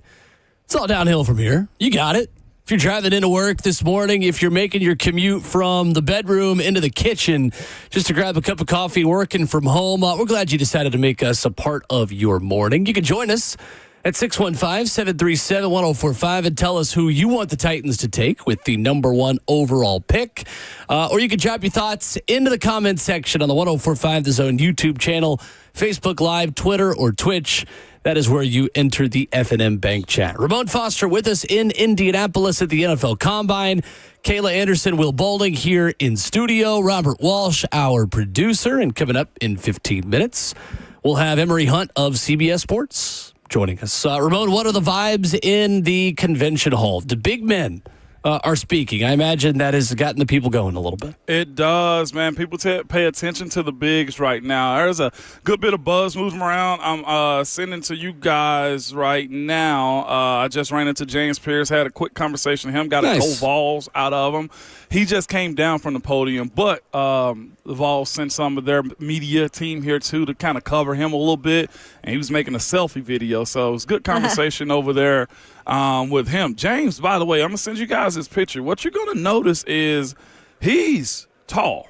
Yeah, he's a long dude. You see him on TV and just like, oh, yeah, there's James. And then you say to yourself, when you see him in person, dang. He's legitly like 6'5". I told him, I was like, I think you may be taller than me. He's like, I am. I was like, oh. I am. So is he 6'8" like Ron Slay? Hey, is he that tall? When you see this picture now, he's got more hair than I do now, okay? Because I cut mine You sound low. like you're comparing yourself to RJ. Like you're comparing yourself to your son. Like I'm tall. You're just standing on a hill. I'm taller than you. He is a big These are dude. the battles that I fight, okay? These are the battles that I fight. You may have gotten a picture by now, but Yeah, I'm showing the chat. he is on 104.5 The Zone TV. You can see the picture. 6'5". I mean, he might be closer to 6'6" if I'm not mistaken, man. I know there's been people questioning, and we maybe ask Emory Hunt here too about James, like from top number one overall pick to maybe later in the rounds and stuff like that, later in the first round. But what I will tell you this. He has every intangible that you want as a player that he possesses, and I got a feeling he's going to do well with what bad press that he may have gotten in these one-on-one interviews. Because to your point, everybody has said at Tennessee he hasn't and don't do interviews. And when you have that and people can't just pinpoint what you said from time to time, they formulate their own opinions of him. But you'll see, he's good at it, is what I would tell you. Hey, I'll tell you what I like. If you look at those pictures, every picture, Ramon is doing a different pose. He'd be smiling. He's throwing up a peace sign. Ramon's doing his fashionable thing. James looks the same in every picture. Every single picture, he is mean mugging. There is no smile. Know why? You want to know why? Of course I do. I had one of the Vols media team take a picture, and I was like, cool, appreciate it. I was about to walk. I was like, hey, let me see it real quick so I can take a look at it. He was trying to make sure that his optics were fully correct. Do you hear me? He needed to verify, so the bad ones I erase. There you go. He was smiling, too. Proud of you. Bert, don't be calling me out on my different poses like that. Hey, there ain't nothing wrong with that. I just like he got that attitude. He ain't there to smile. He ain't there to kiss no babies and shake no hands. He was smiling big time when he stopped taking the picture, though. So dual personality, Bert. But to your point, I think he's going to have I think this week's going to be huge for him. I really do. I know that things got a little quiet around him, but with him doing workouts and everything, and like you said, Moan, his chance to say, hey, I can interview well. I think he could be back in the mix like we thought he would be. I was told if everything goes well, my last thing to him was, hey, hydrate, because you're a lean muscle guy, so don't have an injury, like hydrate big time right now. I was told by somebody, don't be surprised if James runs a mid to low 4.4. Wow. Yeah. I mean, he to me, there is a very real world where James Pierce falls to the Eagles with a 32nd overall pick. I'm serious. He is the quintessential Baltimore Raven, Philadelphia Eagle type athletic freak pass rusher. And Howie Roseman is on the record that you could never have enough guys in the trenches. And boy, if the quote-unquote character concerns really are legit and follow him to the draft, it's a shame for him because it'll cost him money, but it also could get him drafted by a legit contender. And there's not an issue that he's gotten arrested. That's the crazy thing about this whole thing, right? Like the character issues. It's not like he's like the Georgia players that are, speeding cars and doing all the things they're doing. Like there's nothing really exactly tied to it. He was arrested for speeding. James Pierce was. Okay, well, never mind. Ain't nothing wrong with a little misdemeanor. Then. Just when I brought it up, it was just 63 and a 35. We're chilling. When was that? December 2023. Yeah. Oh wow. Okay, so 2 years ago. It was just 63 and a 35. We're chilling. We ain't hit triple digits. Came by to bite my. You know what? You could do that in a Camry. We're chilling. Not that there's anything wrong with having a Camry. Hey, be lucky it wasn't 135, right? Yeah, right. It wasn't 120. Nothing wrong with a little misdemeanor. I did not know that. Oh yeah, don't get a misdemeanor at all. But yeah, man, it's he's fascinating, and he had a big crowd around him too at one point in time. So the DNs, defensive players, like Will said, if he drops, that means the better the team is too. 100%. That worked for Trey Smith. When his draft stock dropped. Mike Berganzi yesterday talked about the Titans having a clean slate and how they want to build things moving forward. I thought this was a really interesting topic. Funny enough, it's actually one we've had slated to talk about for days now. We just haven't gotten to it as other things have happened. About how the previous administration's moves affect what you do moving forward. And I think specifically, are you deterred from drafting a lineman in the first round this year if you traded back just because Rand Carthon only drafted linemen his 2 drafts? I thought this was interesting. Mike Berganzi talking about how much draft capital this team has used on the O-line, and does that make you want to spend capital elsewhere? No, not necessarily. I think we're starting this off on a clean slate right now. An offensive line, like I said, is going to be a top priority, whether that's through free agency, the draft, or anything, waiver claims, trades. We're going to look onto every avenue really to add to that group. And I think the most important part too is adding the right type of players to that group too. So that's a tight knit group, that offensive line. So getting tough guys in there, smart, dependable, good teammates. The characteristics for that group are very important. I think that's really interesting because I think Titans fans will feel like, no, you can't draft a lineman in the first round 3 years in a row. Well, Mike Berganzi will come back and say, well, that's not my problem. I wasn't here to draft those 2 guys. It is interesting, though, and he gave you the characteristics. The first one that stood out is tough. And I think, they've got to establish an identity on that line, which they've started to do. But the right side is a big, huge question mark. I also found it interesting, Will, because you're saying first round, like if you decided to go first round. Because when we had Steve Palazzolo of the 33rd team on, I think it was last week, and I know they're up at the NFL Combine, Steve actually mentioned picking a guy in the second or third round, not necessarily in this draft, does he feel like they are going to be ready to be starters this year, or at least from the start. So I still think like you go out and you have to find free agency first and foremost at either the right tackle or right guard spot. And then you see, okay, is it okay if maybe we get a guy that doesn't have as much experience? Let's go get him in the second round.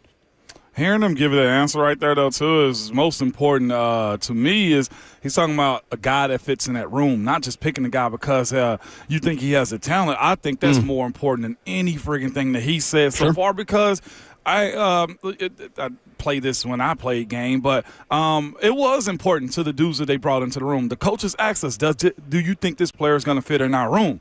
Is this player the type of guy that you guys want to deal with? Can you mold him to be like y'all? Those matter right there. And if, again, the Titans do will and deal and get out a number 1 overall pick, heck, they might move back to 6. And at that point, you got to ask yourself, do you want to go out a wide receiver at that point? That also is a position of importance. Or do you go get Will Campbell and move him in the right guard where people say he'll end up playing at? So these are the things that matter. And if Will doesn't work for you out of LSU, the tackle out of LSU, you got to find guys at some point that you can grow up and groom to be what those guys inside of the room want. Specifically starting with JC and Peter. Like, can you handle a new body? Because they need it still. And it's boring. Yes, offensive line drafting is boring. But it is a necessary evil to have a good team. Kansas City learned that this year in the Super Bowl. And Mike Borgonzi's been very, very vocal about the trenches is what matters most, right? We want to start there. And what exactly their process is of doing that, we don't know yet. But he also said you can have a Superman back there in terms of a quarterback. And if you don't have protection up front, you don't have anything. And that's when he went on to say we have to build both lines. That's a priority. Coming up next, Emory Hunt covers football and the NFL draft for CBS Sports. He's got some interesting takes on Shedeur Sanders and Cam Ward and how they would fit on the Tennessee Titans. And he will join Ramon at the table in Indianapolis after this on 104.5 The Zone.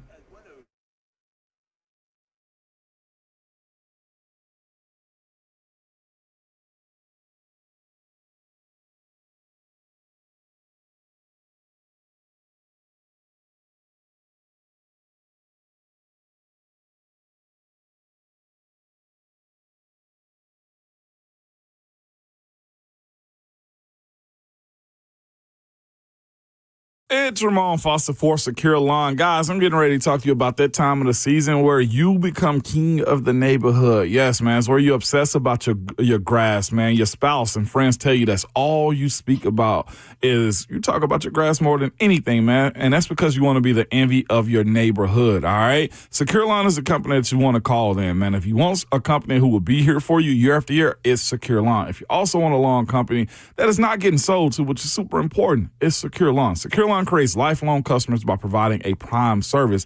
What that means is this, man, is that their team members will be properly trained and prepared to provide a prime service, supplying the customer expectation will make them lifelong customers. And here's the best thing about them, too. Secure Lawn, they aren't worried about a bunch of sales. Their business model includes never giving their customers a reason to leave. It's that simple for you. They've been here for over 20 years, man. They're family-owned and operated. They're punctual and have a quick response time. So if it's time for you to go ahead and get that broadleaf and weed control done around your house, reach out to the company that I trust, man. Call Secure Lawn at 615-893-8455 and go to securelawn.com.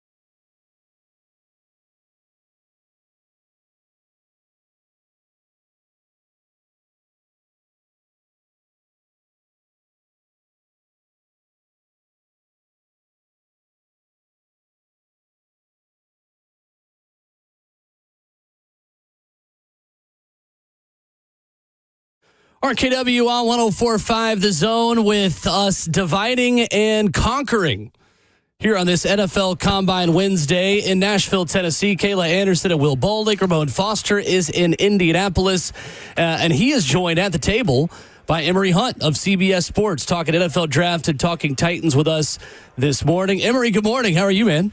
I'm doing fine, man. Appreciate you guys having me on. Yes, sir. Absolutely. I appreciate you helping us kind of divide and conquer a little bit here. You're kind of hearing us as the voice of God a little bit, and you're sitting next to Ramon, so we really appreciate you taking the time this morning. Now, Ramon is a great guy to sit next to as a former running back. I love sitting by Ramon. I'm well protected. Right. Yeah, learned that yesterday. Absolutely. We got a connection, too, back from your college days, man. I played with one of his old teammates, Ike Taylor, also, and Nice. he was a teammate of Ike Taylor. So, yeah. I love it. Well protected. Love it. Well protected. I got you, man. We walked out of the restaurant last night, and I led the way. I ain't Moses by any stretch, okay? But small people moved out the way. Exactly. Yeah, small people moved out the way. Ramonsis, we'll say. Yeah. So Emory, as you look at the Titans' needs, you look at obviously the conversation around them. Ramon made the point earlier that Titans are kind of the belle of the ball in Indianapolis this week with the way they can change this draft at the very top. If you are Mike Borgonzi, if you're Chad Brinker in this Titans organization, are you in the Cam Ward, Shedeur Sanders, Abdul Carter, or Travis Hunter camp? Because it does, Emory, feel like it's one of those four or a trade back are most likely to happen at this point. If I'm the GM, I'm taking Shedeur Ward or Cam Sanders. I'm taking, one of those two. I'm mashing them together. I see what you're doing there. That's exactly what I would do, because when we talk about the top pick of the draft, I threw a tweet out there, and I probably said some things too. If you are the Titans and you're taking Shedeur Sanders or Cam Ward, any one of those guys you plop into Tennessee, I think can go right to the postseason. I don't think the Titans are that far off. I feel like we could see another commander situation from Tennessee if they get a quarterback that can minimize mistakes and stabilize the offense. Because we know when you don't have consistent offensive production at quarterback, that means you won't finish drives, which means you ain't putting points up on the board. Defense out there on the field a long time, so they look as worse than what they really are. Everything drags down because the quarterback isn't that consistent, and I like the fact that those two dudes can step in and play well. It's interesting, Emory. So what do you like about what the Titans have going on that makes you confident enough that they could be a quarterback away? A collection of tailbacks, number one, so they can run the football. They got some speed Which and the explosiveness. NFL is getting back to. Exactly, and they got three of them. And so I like the depth that they have there. They have a really good tight end in Chiga Okonkwo, who does a fantastic job, so they got the middle of the field taken care of for a safety valve for a quarterback. They got good talented receivers, just got to stay healthy, and you could always add more here in the draft. And on defense, I know the news just broke today but they got guys on defense, and we saw that defense banged up, but they played really well last year. They were in a lot of games. So if you get a quarterback that can minimize the turnovers and be a +1 on offense, they win 3 more games if they don't have those 6 mistakes that they had, egregious mistakes last year. That's very true. Emory Hunt with us this morning, man. Speaking about pre-draft, you bring up the quarterback position, and you've been open about how you feel about Shedeur. You mentioned minimizing mistakes. Both of them have the ability. Shedeur collects sacks, right, and Cam can have issues with protecting the ball. Who of these two do you feel comfortable with more as it pertains to moving the franchise forward? Either one, and I'm going to tell you why. I know some people may say that's a cop-out answer, but I will say the reasons why. Stylistically, when we're talking about, let's say, the negatives for Shedeur Sanders, we're hearing about take sacks, holds on to the ball too long, thinks he's more athletic than what he is. All of that sounds like Joe Burrow. Arm strength questions, and all of that sounds like Burrow. For Cam Ward, kind of a maverick out there, thinks he can, stand in the pocket, buy time for 25 seconds, think he can make every throw on the field, has arm arrogance. Sounds like what they were saying about Patrick Mahomes coming out of Texas Tech. So both guys have those things that are some issues, but they are not the critical issues that you can't coach. So if they didn't have if they weren't excellent versus pressure, great situational football guys, backed up offense, third down offense, red zone offense, then I would have concerns. But because they have stuff you can coach that out of Shedeur, we're just going to run the football. Yeah. We're not going to ask you to throw the football 45 times a game. We're going to ask you to throw it 25. We're going to run it 25. That cuts down on the sacks. for Cam Ward, we're going to put you in a situation where your RPO game is on point because now you're going to open things up for the running backs because they have to worry about your athleticism and his ability to get the ball out quickly. And we have some guys that can go stretch the field vertically. And you have a tight end that we can dump the ball to. We saw how he utilized Arroyo and all those guys. We kind of minimize on some of that maverick play style. And I think that's why those two, either one they go with, and it's a style thing, but either one they go with, I feel like they can get the best out of them because it's not some stuff that they are doing that you can't coach out. You can't coach. It does come down to coaching at the end Right. of the day, too.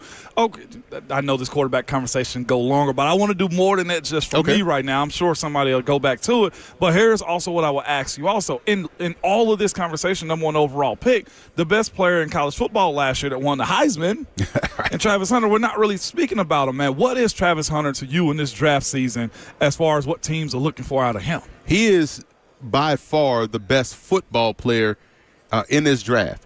And the reason why I preface it that way, I feel like he can start on both sides of the ball. And I'm going to give you reasons why. I feel like he's a starting corner because for me it's all about can you score and can you take the ball away. Well, he can do both. And if you're a quarterback, you're not throwing at Travis Hunter because you're literally throwing at a wide receiver. So he probably has better hands than the guy you're throwing to. So do not throw at him, which takes away one half the field. And now you're able to do things on the other side and get creative how you create pressure and force some bad decisions by the opposing defense. And we've seen him show up in tackling in big moments. Yeah. The Baylor game, he kind of ended the game. Put his face in the fan. Exactly. Yeah, absolutely. He's not a guy that's not a peekaboo tackler. Right. On offense, because he's so special with the ball in his hands, he's going to get a break. In college, he's playing 100-plus plays. NFL, if he's your starting receiver, he's probably your number 3. 50 plays. Exactly. If that, 30 plays, I would say as your number 3, and depending on the formation, and he doesn't need volume. You can give him 5 catches a game, and that's an easy 120 and a touchdown. So, and plus it opens things up for everybody else. So I think because he's going to get a break more so in the NFL plays-wise, we may even see him unlock the return ability because he didn't have to do that in college because that's when he got the break. Yeah. And so he may even be a dynamic return specialist in the pros because of the less plays that he's playing. So I think he could do both because of how the NFL game is set up. Emory Hunt of CBS Sports joining us.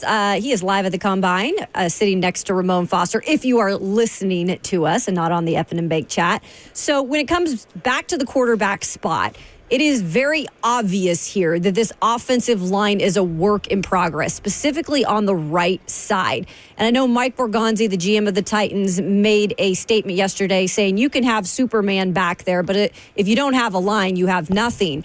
What is the best solution, do you feel like, for this team then in the draft to kind of help that situation on the right side? You kind of want guys that are athletic. I know that's easy because everybody has to be athletic in the NFL, but you kind of want someone that's athletic because I think the common thought from folks is that, okay, well, we get the most athletic guy on the left side and then we just put anybody on the right side. No, because what defense is going to do is going to put the most athletic pass rusher on the right side and just beat you up in front side pressure. Mm-hmm. And that's the worst type of pressure.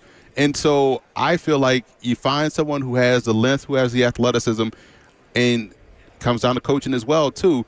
How creative can you be to help a young guy along and not put him on an island? Maybe keep the tight end in, or just find someone that you can that can get in the way and fight in that phone booth on the right side. I do feel like athleticism though is where you kind of have to go on the right side.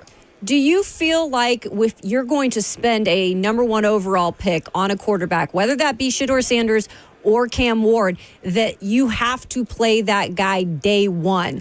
Or in the terms of this team that's still filling a lot of spots, especially on offense, do you feel like you maybe just bring in a veteran and let that guy learn? Or is that you can't do that if you're taking him number 1? If you're taking him number 1, you kind of telling everybody like he's got to be the guy. Wow. And because at the end of the day, I can't learn from somebody I'm better than. So if you're going to bring somebody in there, that's, you know what I'm saying? If you're going to bring in, I don't want to name a name because people take it as a slight, but if you bring in somebody. Joe Schmo. Exactly. Yeah. Like, no, I'm not learning nothing from you. Yeah. Like, you know what I'm saying? Like, man, put me out there and we just wasting everybody's time. And then the crowd gets into it. They make it a thing. And so if you go and, because now with the way this better than most, where the NFL offseason is truncated, you kind of need to get him ready to go from day one. And I think that's why if you're going to draft someone number 1 overall, announce him as a starter. Now you have all of the offseason, start putting that plan in place, getting them ready to go and start in week 1. Emory Hunt of CBS Sports, our guest this morning on Ramon Kalen Will from Indianapolis at the NFL Combine. So, Emory, how do these top 2 quarterbacks compare to the past couple of classes? There's a lot of talk out there that, these guys would have been QB 5 and 6 or 3 and 4 or a lot of different numbers if they had been a year older. How do you grade Shedeur Sanders and Cam Ward compared to this loaded quarterback class we saw last season? I'm so glad you asked that question because everybody got on everyone's frequency modulation and told free lies. Like, listen, if this was last year, people love to ignore the benefit of hindsight. So, they would have been behind, Bo Nix and J.J. McCarthy, who threw 9 passes a game. Like, no, there's never, like, if last year around this time, everybody was like, Shedeur Sanders would have been in the first round had he come out. Yes. Cam Ward would have been the first-round player because here's the thing. People say, well, he went back because they say he got a third-round grade. Had he come out, so did Bo Nix, he would have gone to the Senior Bowl, competed, been here, thrown, elevated his stock. And you saw everybody was drafting quarterbacks in round 1. He would have been that guy too. So I would have put Shedeur right behind Caleb and Ward right behind Jayden Daniels. That would have been my top 4. That's the grades I had on those guys. And if I'm putting them into last year's class, we would have saw 4 go 1, 2, 3, 4. Wow. That's how good those dudes were. And again, I've been scouting those guys since Jackson State and Incarnate Word, respectively. And so I've seen a lot of these guys, and I'm glad they were able to transfer to a Power 4 school because that took away, they just played at a small school. That's why they're so good. They took that away from you, and they showed you they've been able to do it at a Power 4 level. Wow, that is a fascinating approach right there. So if you are the Titans in this situation and you have to pick one because there's no trade partner. I'm looking at the draft list right now. Giants aren't going to move up. Vegas, Jets aren't either. Mm-hmm. Who are you picking between the two that could help that team immediately? If you had to choose between Cam and Shedeur, in your own personal opinion, Emory Borgonzi. just for poops and giggles, I'm gonna call the Giants and be like, can we get 3 of the 5 boroughs if y'all want to move up, right? Just to see how much we can get from them, right? Yeah. But if when they say no and we have to choose, I'm choosing Cam Sanders, Shedeur Ward. Like, I am skilled in this media thing, Ramon. You're not gonna get me. Gotcha. You're not gonna get me. But all jokes aside, the reason why I feel so confident in saying which one, even though Shedeur is my number 1 QB and Cam is my number 2. It's because of the dog that they have in them, the style of play they play with, and it shows you that you can have – because we remember how growing up it was all, who you like, Biggie or Pac? Yeah. It's like, bro, I like both of them. Yeah, LeBron or Jordan. You know what I'm saying? So you can like more than one quarterback at one time, and the Titans are sitting in the catbird seat because there's no wrong answer. Now, if they choose, a position player, whether it's Abdul Carter or Travis Hunter, and try to – jump back in to get somebody else and, try to game the draft. Now that's an issue because outside of is Shedeur and Cam, and then there's a gap, and then there's everybody else vying for number 3. And so I think they can't go wrong here. The draft, to me, starts at number 2. Wow. Emory Hunt of CBS Sports joining us from the Combine. Speaking of Abdul Carter, obviously another guy that could potentially go number 1 overall to the Titans. He said that he has spoke with the Titans. The meeting went well. Now with the Harold Landry stuff going on, he is seeking a trade per sources per Adam Schefter. What do you think this means in terms of maybe them going and getting Carter? Now the Browns are looking at the Giants like 2 of the 5 boroughs. Because, like, if Tennessee is now in the market of a pass rusher, man, that puts everything in play. And the reason why Tennessee is in such a great situation, because Abdul Carter is a great player on his own. So you could just stand there at number 1 and just take the great player. Yeah. Mm-hmm. Or, the Giants or the Browns, potentially a wild card that wants a team, or a team like Vegas, maybe sitting there kind of wanting Shedeur, and they can go up to 1, and now you fall too far away from getting Carter. I think the best they could do is, if they truly believe we can go get someone in round 2 or go get a veteran to come in, and we're just going to continue to stockpile the team with talent, make it quarterback proof. Yeah. 3 is where they could drop. But Carter, listen, if I own the first overall pick, and you got 5,000 eligible seniors every year, and I get the chance to pick the best of the bunch, I'm staying at 1. Unless I get a crazy haul from the Browns, Giants, or someone like I ain't dropping too past New England because I want Carter. Yeah. Okay. Emory Hunt of CBS Sports, our guest. Emory, there's this idea with quarterbacks that if you take sacks in college, doesn't matter how bad your line is, you're going to take sacks in the NFL. And with that red flag or negative and weakness with Shedeur Sanders, what do you make of that just kind of idea in general, and how fixable is his pocket presence as you look at the film and see just the amount of hits that he took, albeit behind at times a very shaky Colorado offensive line? 2 things. One, I hate how Shedeur Sanders sacks are the only sacks that get counted, right? Like in terms of like he's the only one that has ever gotten sacked in football. And we just talked about Joe Burrow taking sacks too. Like a lot of those sacks that they blame on the offensive line, half of those are on Burrow. Thank you. Half of those are on Shedeur. Half of those on the running back. Like man, my bad, I missed my block. Like, you know what I'm saying? So, but to help out Shedeur or any quarterback that struggles with sacks, run the ball. Yeah, run the ball. Especially what bothered me the most about, and I'm a Pat Shurmur guy. I love Pat Shurmur and how he coaches offense, and he gets the best out of everybody he coaches. But there were some times in the game where I'm like, man, this guy just got 7 yards. Oh, he got another 5 yards. And then here comes 17 straight passes. So, like, what are we doing? Like, let's run the football and kind of ease. So, with Shedeur, I think we're going to see them take away those 20 opportunities to drop back. He will feel as though I don't have to try to win the Heisman on every play. I can get the ball out underneath, because the one benefit he's going to have as a pro is a run game. They will run the football in the NFL no matter what team he goes to. And so if you're getting 20 carries a game, that's 20 less passes. That's less opportunity for him to scramble around, try to make something happen, try to find Travis Hunter, and try to be a hero. He won't have to do that. And when guys are able, when you take that option away, guys will adjust and they'll get the ball out quicker. No doubt. Here's the other thing, too. Let's say if the Vegas Raiders do come up, right, and they want Shedeur, and they've expressed that. They flirted. I think Shedeur did most of last summer. And you do drop back to 6. Well, that's an offensive lineman. That's Tedoroy McMillan. Who's the best of the rest that you feel comfortable with building a team up at that spot of 6 or 7 if the Titans go back? I mean, that's Will Campbell potentially. That that's you getting some good players. Because again, I always use the 89 draft as the barometer of what a first-round pick's supposed to look like, right?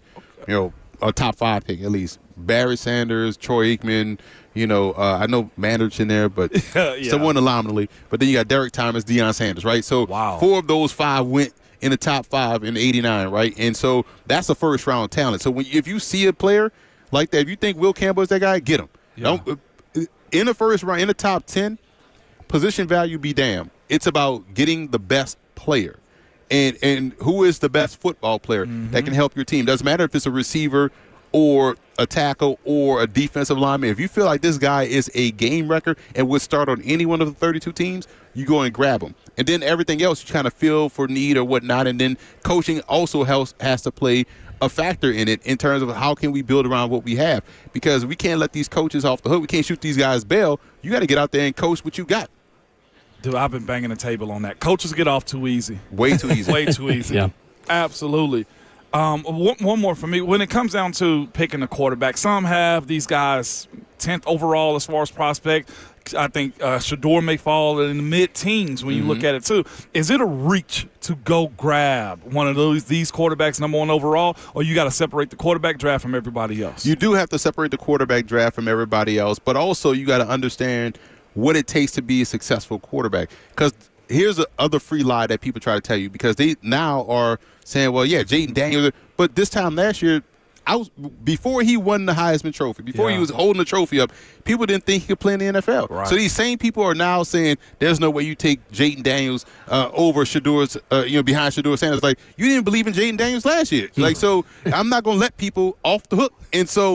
And when you look at the quarterbacks, if you feel like you are, I don't say a quarterback away, but if you feel like this is a guy that can help you at worst win 9 games every year and keep you in the fight for your division, subsequently the wild card, and hopefully if we keep building around him the Super Bowl, that's the guy you got to go get.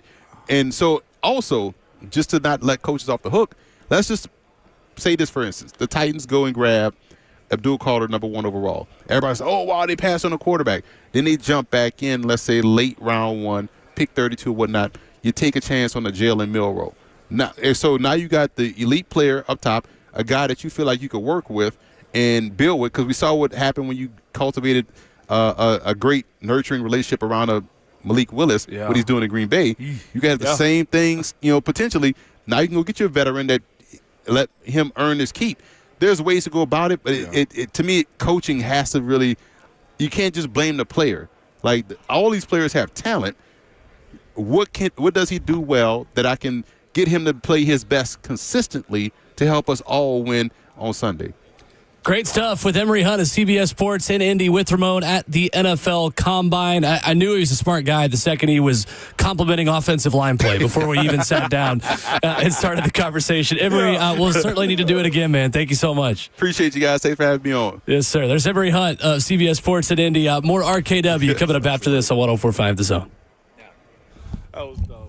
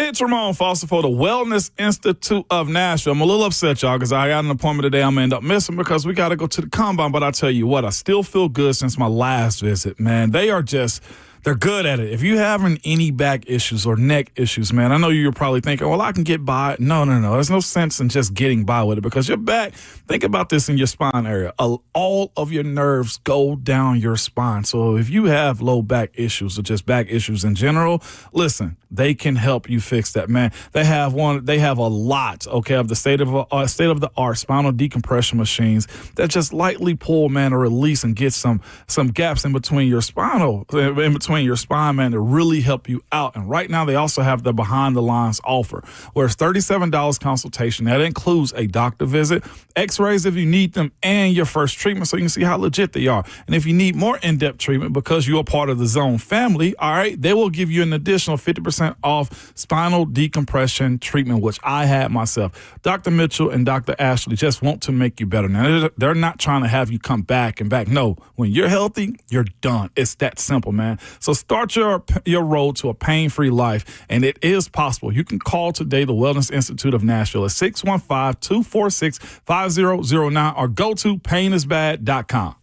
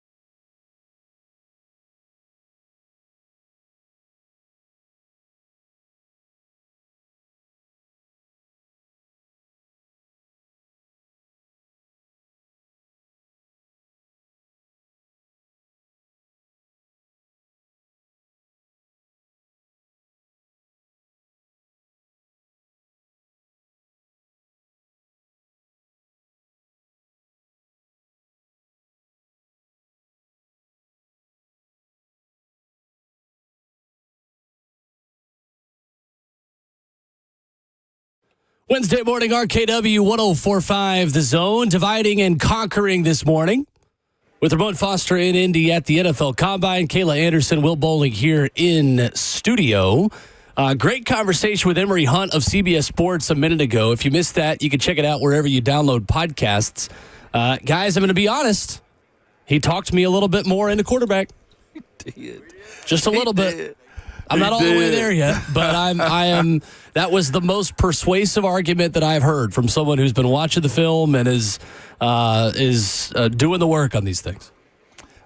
Same here, and I think the biggest point of it all is the run game component that he threw into it. Mm-hmm. The Titans are going to want to have to, and then you throw in the fact also that with the insertion of either new offensive linemen, the best way to get them acclimated and also help the JC and Peter and everybody else grow up is to pound the ground, move the line of scrimmage, incorporate that more often. And you got two backs that are very capable of doing it, or where you utilize Tajay Spears and dump off the football on those swing routes and stuff. Either way, yeah, well, I didn't go into that conversation thinking that, but I'm there now. I am a little bit more than I was before. Yeah, I don't know if he, had me convinced. I just feel like having the number 1 overall pick, if you have an opportunity to take a quarterback, you almost have to at this point. And I know that he mentioned a couple things with the running backs, which I totally agree with. But I'm still not fully convinced in terms of the wide receivers. Like he mentioned the core of wide receivers, but I just don't know what that core necessarily is yet, because really the only given you have is Calvin Ridley, because you don't know if you're getting Nick Westbrook-Akine back. So that's the one spot, too, that I still then feel they need to try to upgrade somehow to get a number 2 in there. But, yeah, I mean, he definitely added to the argument of if you're going to take a quarterback, this is why. And he also, which I kind of agree with as well, said you need to just start him. Like, don't worry about maybe putting a veteran in there. Yeah, you got to add to your roster, the quarterback room, but start him from the start. So this was Emory Hunt a few minutes ago talking about comparing these quarterbacks to last year's. Does not agree with the notion that these guys would all be ranked behind Michael Penix last season. So glad you asked that question, because everybody got on everyone's frequency modulation and told free lies. Like, listen, if this was last year, people love to ignore the benefit of hindsight. So, they would have been behind, Bo Nix and J.J. McCarthy, who threw 9 passes a game. Like, no, there's never – like, if last year around this time, everybody was like Shedeur Sanders would have been in the first round had he come out. Yes. Cam Ward would have been the first-round player, because here's the thing. People say, well, he went back because they say he got a third-round grade. Had he come out, so did Bo Nix, he would have gone to the Senior Bowl, competed, been here, thrown, elevated his stock, and you saw everybody was drafting quarterbacks in round 1. He would have been that guy, too. So I would have put Shedeur right behind Caleb and Ward right behind Jayden Daniels. That would have been my top 4. That's the grades I had on those guys. And if I'm putting them into last year's class, we would have saw 4 go 1, 2, 3, 4. Wow. That's how good those dudes were. And again, I've been scouting those guys since Jackson State and Incarnate Word, respectively. And so I've seen a lot of these guys, and I'm glad they were able to transfer to a Power 4 school, because that took away – they just played at a small school. That's why they're so good. They took that away from you, and they showed you they've been able to do it at a Power 4 level. That was Emory Hunt, CBS Sports, just a few minutes ago. Interesting. Yeah, and he hit the Jayden Daniels thing last year, by the way, with the Commanders, and saying that the Commanders were going to take a big leap by taking a guy like that. So I'll give him that. Like, he does his due diligence on film. Absolutely. And I trust him when he says, he's been watching film on both of these guys for a really long time. And I do think they both needed another year. I think that did help them. But it is interesting to say that you would put them right in the mix last year with those other guys. Because I think a lot of other analysts are saying, oh, no, they don't even grade nearly as close to what these other quarterbacks were getting last year in terms of grades. That's right. Yeah. Cousin P, up next on the phone, 615-737-1045. What's up, Cousin P? Hey, man, just when you think you're out, man, they just pull you back in, don't they? My goodness, man. Listen, I agree with both of you guys. They really had us thinking that, we don't need a quarterback, that, these two guys are not, pro level or ready to go right at the gate, man. But man, I agree with both of you guys. Like I might be right back vested in this, man. It's exciting. I do want to ask you all a question though. We have a situation where we're possibly about to lose really the only pass rusher that was productive last year.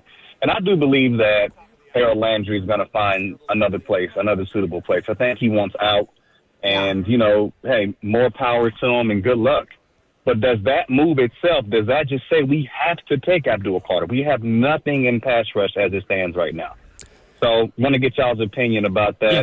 And Ramon, I don't know if you're still listening, man, but hey, live it up, brother. Have a good time. I hope you're sitting in somebody's suite right now drinking Don Corleone, man. So, all right, guys. At 10 o'clock. Thank you. Not yet.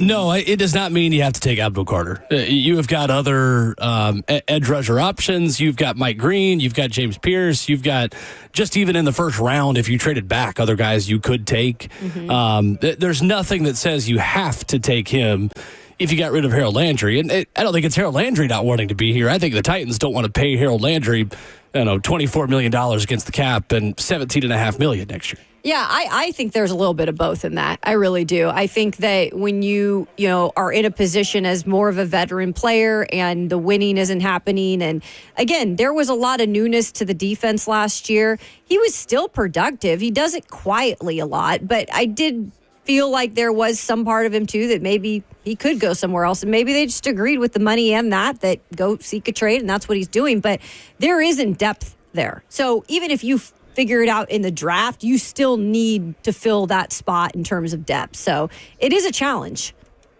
No doubt. 615-737-1045. We'll get back to your calls later on in hour 4, because coming up next, we've got Rhett Bryan from the table at the NFL Combine after this.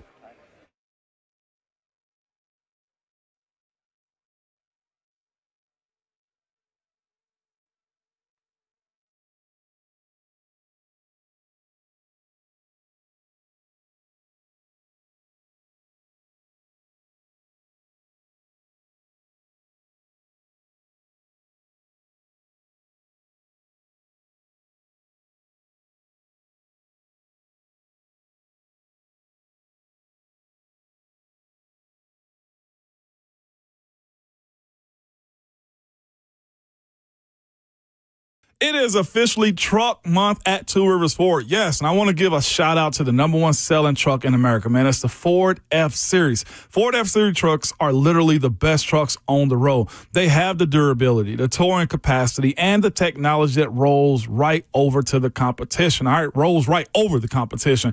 And when it comes to Ford trucks, too, no one has more Ford trucks than Two Rivers Ford. Right now, Two Rivers had over 200 F-150s in stocks.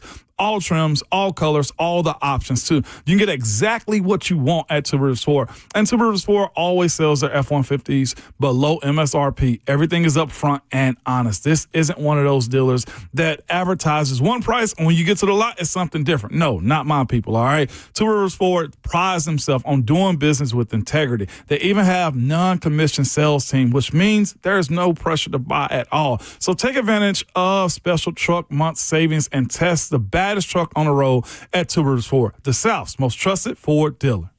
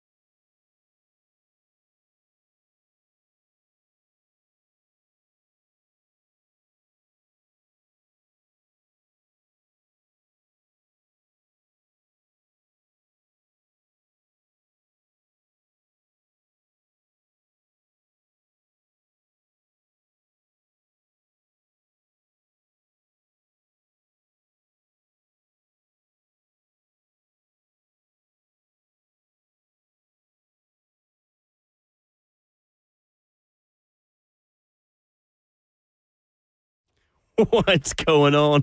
9:02, good morning from the 104.5 The Zone studios. I am Robert Walsh. The big news from the morning from the Titans that they have granted former Pro Bowl outside linebacker Harold Landry to seek a trade. Landry, only 28 years old, has 2 years remaining on his contract, but none of that contract is guaranteed. It was a hot topic around the trade deadline last year, seeing if the Titans can get a deal done this year. The NFL Combine Day 2 starting today. 104.5 The Zone, well represented. Titans Radio, Ramon Foster, Rhett Bryan joining the program momentarily. Buck Rising had a couple of great interviews yesterday with Mike Borgonzi and Brian Callahan. If you missed those, you can check them out wherever you get your podcasts at or on the 104.5 The Zone YouTube page. But Callahan commenting on whether he would rather have a player with immediate impact or one with more upside. I think you're always looking for the player that's going to be better longer. So you always are looking for the long term. I think there's short term components that you're looking for, but you want players that are going to be playing at their best for their longest and hopefully for 10, 12, 15 years if you hit it right. And that's all positions. You know, you want guys that are going to grow and continue to get better. Somebody quote that. Titans trying to hit it right this offseason. Big news that came out as you slept. The Indianapolis Colts intend to have a, quote, open competition at quarterback between Anthony Richardson and a yet-to-be-determined player they intend to acquire this offseason. According to General Manager Chris Ballard, he said, quote, "It's got to be the right guy to create real competition. We want real competition. I think it's good for the team, and I think it's good for Anthony. For all your foundation repair and your waterproofing needs, you got to go to USSTN.com. Breaking news at once on your home for the Titans and the Vols. This is 104.5 Mama, The Zone.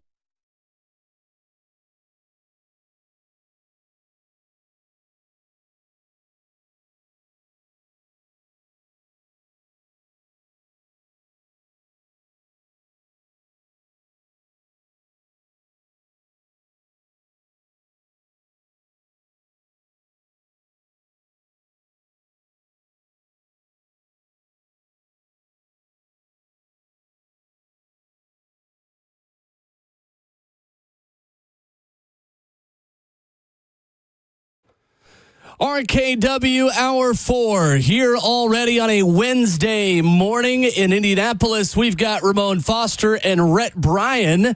In Nashville, you got Kayla Anderson and Will Bowling. Robert Walsh is our producer, and you can stream the show with our beautiful faces for radio on Facebook Live, YouTube, Twitter, or Twitch. Tons to discuss at the 2025 NFL Combine.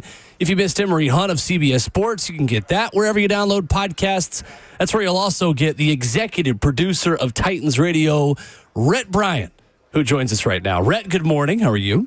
Good morning. How is everyone in Nashville? We're great. Doing good. Better now, Rhett. Excellent. Excellent. That's exactly there's right. Mac. And there's Coach Mac wading his way into the back. There he is. You call it a photo bomb, but it's a video bomb, I guess. A Zone TV bomb, right? Coach Mac needs to go find more service dogs to throw tennis balls to. Yeah, Nacho's out there somewhere. I've always said Coach Mac has the best sternum in the building. If you're not watching on YouTube TV, you missed it. It's just his stomach. That's hilarious. That's great. That's funny. Sternum. What's wrong with you, Bert? What is wrong with you, man? Rhett, how's things been in Indy? What have you guys been up to this morning?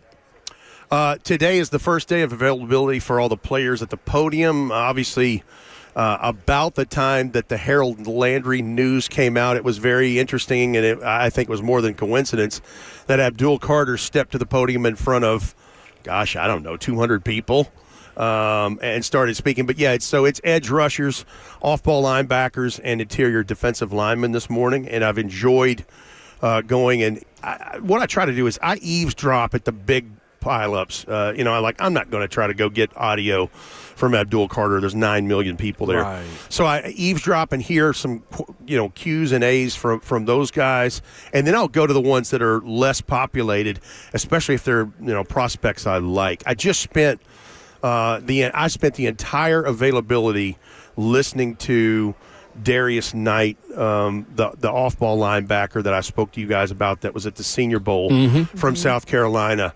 A super, super guy. Has a son that's 7 months old, has a daughter that's 2. They're excited. Like yeah, and he's family man, married, got 2 children, and really his family's excited. His children are excited to watch Dad work out in the barn and see how he does today. But, he's the guy I mentioned to you all a few weeks ago. Had a great story. He was a mobile running quarterback in high school at 215 pounds. Jeez. And converted to off-ball linebacker. So that explains why he spent his 4 years at Georgia Tech and then transferred and went to Charlotte. And obviously Charlotte is not known at that level for NIL money and those things. So, he's, I think, an Uber Eats delivery driver, putting food on the table for his family because he needed to do that. And he would do that a lot of times after a game day, because it's weekends and, trying to pick up money. And here he is right at the threshold of never having to be a delivery driver again at 240 pounds. And just a fascinating person to talk to and talking about making the move from quarterback to off-ball linebacker. And, he's somebody that would be a core special teams helper for you. And you go back and look at the film that year at South Carolina, man, he had some plays now. He really did against some good competition. But and then talking to a guy that is under the radar, but David Walker from Central Arkansas that was also at the Senior Bowl. Undersized guy, 6 feet 5/8 of an inch, 267, not super long arms, 77-inch wing. But this guy, he's just got it. You can tell he knows he belongs with these guys, regardless of being one of 9 FCS guys invited of the 329 here. He was the ASUN Defensive Player of the Year in 22. He was the Buck Buchanan Award winner in 2024 for the best defensive player in FCS. And in 34 games with Central Arkansas, he just wreaked havoc. 31 sacks, 63 tackles for loss, numerous All-American teams. And the guys and the thing is, you would think with his size is like, well, he's a guy that works inside. No, he's a pass rusher. Yeah. And he's got a plan. Yeah. And just listening to a guy talk about that, and just talking to some of these other guys, Ashton Gelati, the edge pass rusher from Louisville, and Princely Umanmielen. Yes. All right, there we go. All right, let me tell you, the Ole Miss pass rusher in this, fascinating to hear. He confirmed what I had thought. His father and his family are direct descendants of a king in Nigeria. Yeah. And so that is why his father named him Princely. Wow. And he told the story about how his mom ended up having to shorten their names to nicknames because he has brothers. Prince Will is actually going to play at Ole Miss in the fall. Yep. But he has he's Princely, there's Prince Will, there's Prince, and then I think there's Princeton, I think. Princeton. Yeah. That's wild. So there's 4. It's kind of like George Foreman naming all of his kids George. Yeah. But he talked about how funny that was. But, he's interesting prospect. And finally got to hear James Pierce from Tennessee speak some and very short, calculated answers, not long-winded, but neither was Abdul Carter. But, nobody really heard him speak at the University of Tennessee in his time there. So it was interesting to hear, him actually talk and take Q&A in front of all the folks that were there. So it's been that kind of morning, and, we'll continue through positions as the week goes on here. But I'm always interested to hear the podium talk. Princely Umanmielen is almost all like last year's Roma Dunze, who also comes from that lineage with his grandfather in Nigeria, too, if I'm not mistaken. That is correct. Yeah, fascinating. That is correct. Love to hear that, right? Ramon made the point earlier, and it's so true that the Titans kind of are the belle of the ball in Indianapolis. And I imagine like you get some eyeballs and some attention just wearing Titan stuff around there. Have you taken any calls of trade offers? I know Mike Borgonzi says he has. Has anyone approached you with offers for the number 1 pick that you can share for us? I think he might actually channel some of those to me because when we did an OTP with him yesterday, I think he was a little impressed that I knew about the color coding system that Mike Giddings started all those years ago with the Pro Scout stuff, and he uses a modified version. Because if you've heard him talk about, there are some blue players at the top of this draft being generational talent, and obviously that's you're talking about an Abdul Carter and a Travis Hunter. And so, we had a nice conversation about that and a sidebar OTP that'll drop later in the week. So I think he actually will funnel some calls to me because he's probably getting too many of those. But this, obviously, no kidding aside, this is the genesis of where those talks really begin. because everyone's here under the same roof, and they all know one another. If they don't, they worked with someone that is in those circles. And so, those suites over at Lucas Oil Stadium, people mill in and out of those things, and I promise you. Now, I don't know if that's been sidetracked a little bit with the news about Harold Landry this morning, but that may actually sweeten the pot. We were, Amy Wells and Ashley Farrell and I were joking that we should talk to Mike Vrabel and see if he'll take Harold Landry for number 4, and then we'll have 1 That's and 4. what I mentioned. Yeah, and it's like, of They course, have 2-4, so. I know exactly what Mike Vrabel would say to me, and we can't say it on the radio. Yeah, exactly. Outside of Rhett, I love you, but you're an idiot. But anyway, so, yeah, I mean, clearly, this is where that stuff begins, and it is no dull moments here in the Combine. And it's, so, obviously, I'm sure Nashville's in a tailspin with like, oh my gosh, now Harold Landry wants to move out, but that's this business. That's what it is. Well, let's react more to that when we come back with Rhett Bryan, get his thoughts on the timing of that, what it means for the Titans moving forward in 2025. Plus, I'm curious, anything else you took away from Mike Borgonzi, Brian Callahan, both at the podium and from conversations that you guys had on the OTP yesterday. We'll continue with that and more with the executive producer at Titans Radio, Rhett Bryan, after this.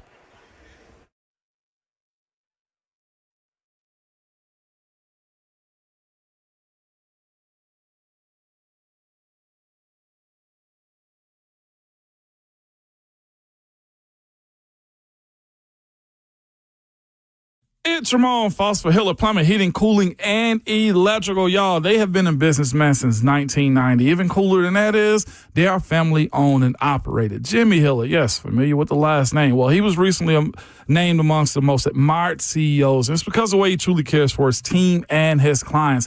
Hiller takes care of the customer on every job, every time, and they stand by the work so much that 100% satisfaction is what they believe in. And their slogan is, happy you'll be or the service is free. If a customer isn't pleased with the work performed, they will make it right, all right? And most importantly, they send their professional, experienced, trustworthy technicians into your home, and they leave it cleaner and better than they found it. Best part about all of this is, of course, what you watch in your pockets is this. Hiller offers true transparency. What this means is if Hiller will line item every part of the job up front so the homeowners can easily understand what they're paying for and why. Look, if you need something done around your house right now, whether it be plumbing, heating, cooling, or electrical, reach out to the folks that I trust at happyhiller.com.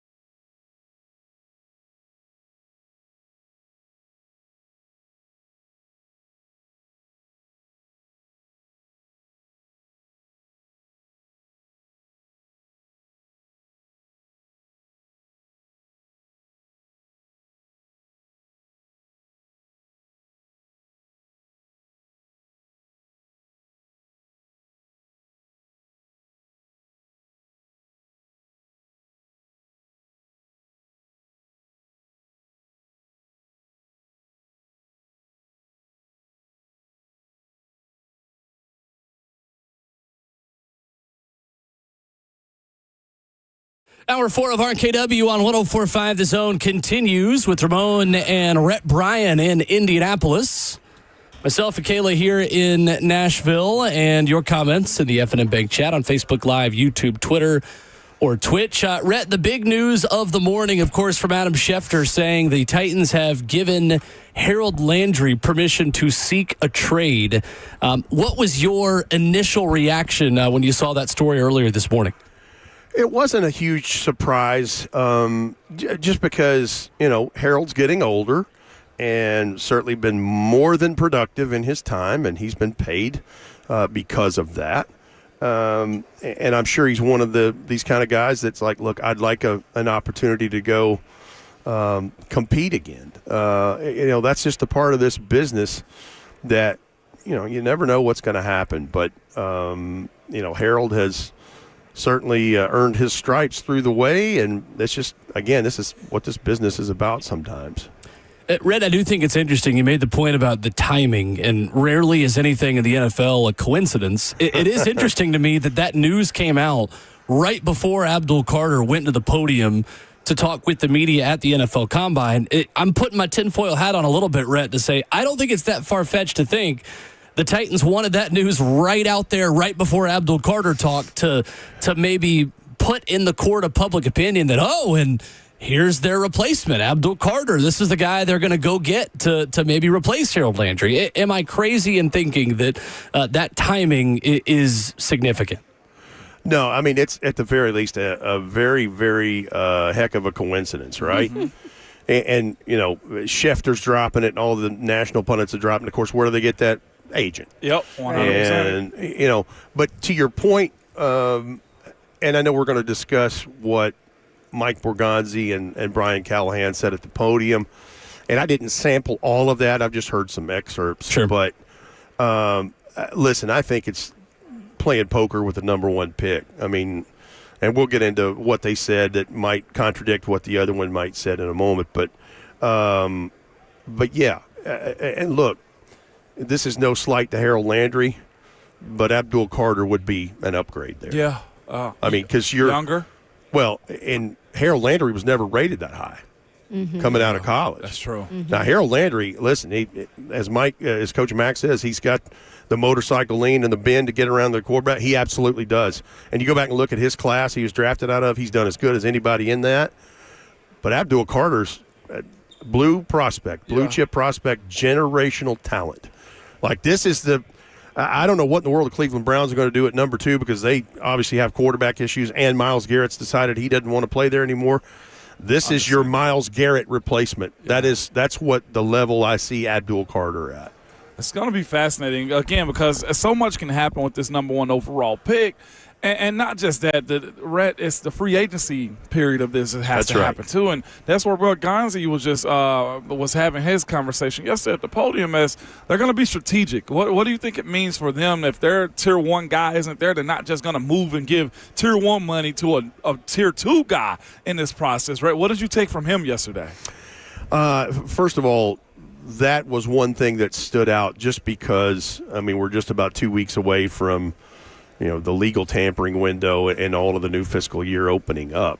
And knowing now what's been reported as a bump in the salary cap again, if it goes to that top number reported, that's a $100 million swing north in 4 years. You think they're making up for lost time with the COVID stuff?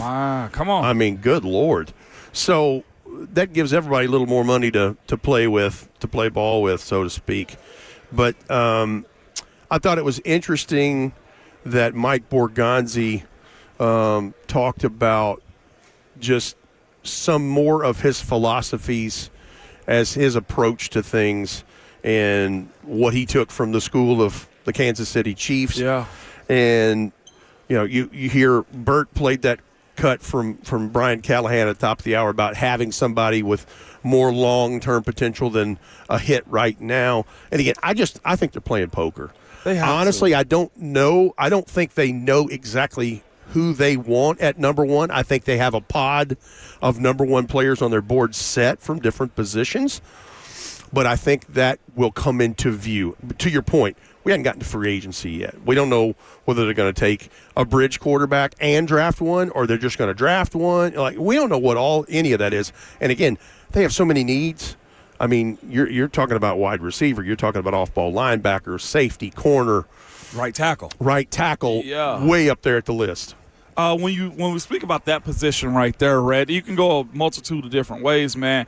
Will Campbell continues to get brought up. Emory Jones is another player to get brought up too. How do you look and evaluate one of those two guys, Rhett, as it pertains to what they are perceived to be before they actually do their workouts? I mean, they could, it's like we had a conversation on the OTP with Daniel Jeremiah about this yesterday, and you've named two of the guys that played tackle in college, but are projected to play inside, either by they grade better as that potential moving inside, or maybe they don't have the length in the arms and their body to be able to hold up an anchor at the tackle position and may be more suited to play guard. And there's a couple of these that, maybe they play better inside and they have the length. Like Jonas Savanea from Arizona is one of those that I think he could probably play inside or outside. But yeah, it wouldn't surprise me if we have a lot of Peter Skoronski 2.0s, as I would call them. And that ain't a bad They're drafted because they might have played tackle in college, but they never play tackle in the NFL. They end up getting moved inside, or maybe they're experimented at the tackle position and end up gradually moving inside. There's several of these guys like this in this draft. That's the other thing, Will and Kayla. The general consensus in talking to the people that Coach Mack and I trust and a lot of people follow is that you'll hear the term meat and potatoes draft. A lot of serviceable starters in this, but after the top 10, 12 picks, there's a lot of grades that are similar from picks 20 to pick 70 or 80. And not to say that you won't have some good players that will play a long time for you. It's just those game changers. It's totally different than it was last year. I mean, you think about the top three quarterbacks, and then, the Bo Nix pick comes in at 11 or 12 last year. And then you think about all those top-tier, long-levered tackles that were in that. There's not that this year. There's just not. Right. And so if you're not picking a tackle or a quarterback pretty early, you got some developmental things you're working on when you go down into rounds 2, 3, and beyond into the belly of the draft. And that goes back to the free agency part. Do you have a free agency guy or two you like that can help get you there? And Rhett, I know Mike Borgonzi also mentioned, speaking of the offensive line, he said, we're starting off in terms of a clean slate. And when it comes to the line, we want to add, he said, the right type of player. And he mentioned the characteristics of tough, smart, dependable. It seems like this room has somewhat started to build an identity. We're not seeing it fully on the field yet, but it seems like the fit is also a big thing within that room. Well, let me give you another example. Brian Callahan told us yesterday that Dylan Radins was one of the more improved players in 2024. Certainly up front, but he mentioned it pretty much overall. He did, and said consistent, too. And that was the thing, is he consistently got better week over week. And he said, prefacing that by saying he finally had a chance to settle in and play a position. And he played right guard. So he mentioned, he goes, listen, he's a free agent. We'll find out what his value is, but he's certainly on our radar to try to maybe bring back inside, depending on what that number is. But you're right, Kayla. They have been in the last 3.5, well, since the Senior Bowl. They went back to Ascension St. Thomas Sports Park, and they had what they call Dark February, where they all get into the room together, and they have constant meetings about positions of their own that are free agents in the market that are about to become hired guns, and obviously the college prospects that are here and beyond. And Mike Borgonzi said they'd be in there from 7 a.m. to 7 p.m. and then have side meetings till midnight. On weeks and like 2.5, 3 weeks. That's why they call it the February of darkness. And it's finally they come out into the light here, the bells of the ball. They have the number 1 overall pick. And he said, I'm very confident that we are prepared going forward. not only with the college prospects, but knowing what's going to be available to us to help fill some roles in the 2025 roster. Because, I mean, Lord knows they've got their work cut out for them. But he did mention that, in fact, it was Brian Callahan mentioned to us that Mike Borgonzi had added maybe his flavor on top of what is a Titan and, discussing what that looks like, because they had all the position coaches, again, do cut-ups of the players that they think fit that description. Well, what is a Titan? What is Travis Hunter? And I think that question was flat out asked to Brian Callahan yesterday at the podium. Can he realistically play both ways? And he said, quote, very realistic, but then said, if we are going to bring him at a position, which you got to just solidify something first and foremost, he said cornerback, and said, yeah, we could work him into the offense, maybe put him back there in terms of returning punts. Were you surprised at all by him saying, though, first and foremost, we'd probably put him at cornerback? No, I'm not, because the general consensus seems to be that would be the case regardless of team, and that he would be a corner predominantly, and then be worked into some packages as a wideout, because he does offer good value there. I mean, gosh, I think he averaged over 100 yards a game as a receiver in his time at Colorado. I mean, he's not an empty chair, as Coach Mack would say. Right. But I think the other part of it, and I'm interested to see what his measurements are this week, because he's going to come in at 6'1", and unless he's been bulking, 180's been about what he's been playing at. Okay. And so that's a slighter, more wiry frame, which makes you susceptible to hit. Injuries. I'd rather him be the hitter than receiving that on a regular basis. As you go up against a big corner, a safety, and that red line stuff. I don't care if it's just a handful of snaps in a package. The wrong dude can just fold you up like a table. So, and I'm not saying he's soft or anything. It's just he's susceptible to that because of his body makeup. You need to see him get past it in the professional ranks. The same way with Devontae Smith, right? Like those are the questions you have. Like, and his build is very similar. That's a good comp. Yeah. Because they're lengthy like that. But, I mean, he is certainly a generational talent. I mean, it is interesting to me to see younger people on social media talk about, we've never seen anybody do this. And I'm like, there's been two-way players in college football. Back in the day, there really was. A long time ago. But in modern-day football, he's done quite a lot, more than most generations have seen in some time. Certainly the first since Miles Jack at the very least. And Miles Jack was a guy that you knew where he was going to play in the NFL. And really that's unfair to Miles Jack, because Miles Jack wasn't even as good as a diversified player like that. And, it's almost like he's got the gene pool from Deion Sanders, not Shador. Because, Deion is a guy that, everybody remembers him going and playing secondary for the Falcons and then hopping on a jet and going and playing in, Braves playoff games and things. So, but I know that's... You hear it? It's a sore subject. I hear resting radio face over there from Will. BF is resting bowling face. You know this. Resting bowling. We need to tell Will about that. So we went to dinner. Coach Mack treats us to St. Elmo's Steakhouse. Bless his soul.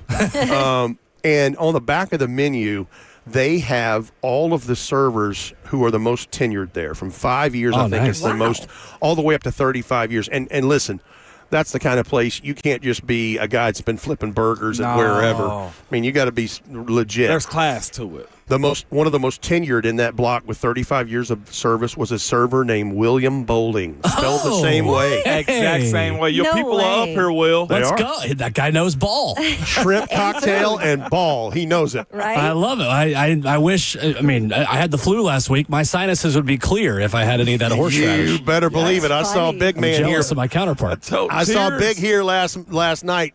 Wade in a little too deep on the horseradish. And I just looked at him. I said, do you need to talk about it? You're okay? Because she started tearing up. Of course, he's like, shut up, man. Come on. He was thinking about beating Alabama at home 2 of the past 3 seasons, too. And I don't blame him, because that would bring a tear to my eye as well. He knew he was going to see James Pierce today, who's 2-1 against Alabama in his last 3 games. There you go. Rhett Bryan with us this morning on your boat, Kayla and Will. Rhett, I thought it was interesting, Mike Borgonzi talking about the free agency strategy. And of all the headlines that you're going to get about the draft, about prospects. I thought it slid under the radar a little bit when he talked about free agency, and he said what that really means is we're going to have targeted players that we want, and if sometimes that player doesn't come to us, we're not just going to jump to the next player. I think that's interesting because I think there's this idea, Rhett, that the Titans just aren't going to spend a lot of money on anyone in free agency. To me, Mike Borgonzi is telling us if we love a guy, we're still going to go spend and we're still going to go get him. We're just not necessarily going to pivot and spend all that money on, someone else at his same position if Trey Smith goes to Chicago or if Kevin Zeitler goes somewhere else. What did you kind of take away from that conversation? Well, I think it's smart to begin with because everyone knows when you get into the free agency pool, you're overpaying anyway. Right. And that's I'm not saying anything disparaging about the guys who have earned that right to make a paycheck. Yep. Good on you. Good for you. That's how this thing works. Mm-hmm. But I think that I think it absolutely tells you that he's trying to build this way correctly, fiscally responsible, financially responsible. I think it also gives you a peek that it's further away than we think. The building process is going to take some time, and I think that's what you take away from that more than anything. And but yeah, that is very interesting that he would say that, and that you won't go to a guy who is next tier and give him tier 1 money like the guy you coveted. But here's the other thing. This goes back to the Harold Landry conversation. So he's due a $17.5 million payday. If they were able to successfully trade him, it's going to be like buying a draft pick because you're going to have to eat some of that. I don't know how much. And based on what you're telling me that Mike Borgonzi said at the podium, there's a solid number there that they're probably willing to eat. Mm-hmm. And then the rest is the rest. So because it just depends on how much they can work to get Harold Landry what he wants. 100%. But again, they still own his rights. They have paid him and continue to pay him. But you're going to be, whatever that pick ends up being, you're buying that pick, basically. But if you're taking the bulk of 17, let's say they have to eat $6 million of it, just hypothetically.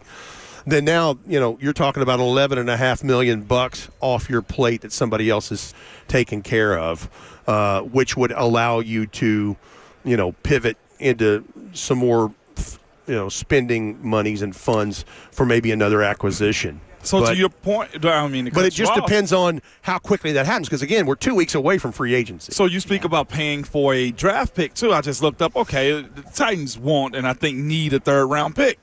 Absolutely, they do. First pick of the third round, the contract is worth approximately $5.8 million. Also with a sign-up bonus of 1.26. So if you're saying, all right, you can take Harold as the asset and the talent and also give us a third, then you also take $6 million, right? That, to me, I feel like is somewhat of a fair deal considering they take the ultimate share of what they want out of Harold Landry, too. And that might also means a new deal for him and a new destination with the Titans paying about $6 million. And even though you're, in this theory, would be paying basically $12 million because you're going to have to draft that guy and pay him. Absolutely. But you're eating the $6 million in the transaction. Under what you give him. Right. That's right.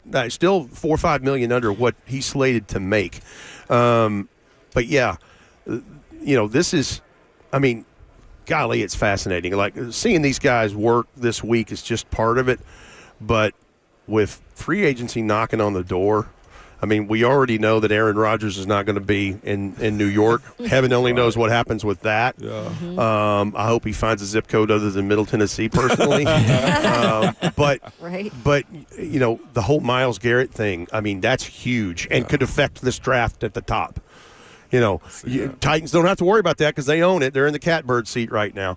But there are a couple of things that could set this draft tilted off its axis a little bit. And again, you're talking about a draft that has lots of serviceable players and is rich in some positions, but it is not very wealthy at the top as it has been just last year. Yeah.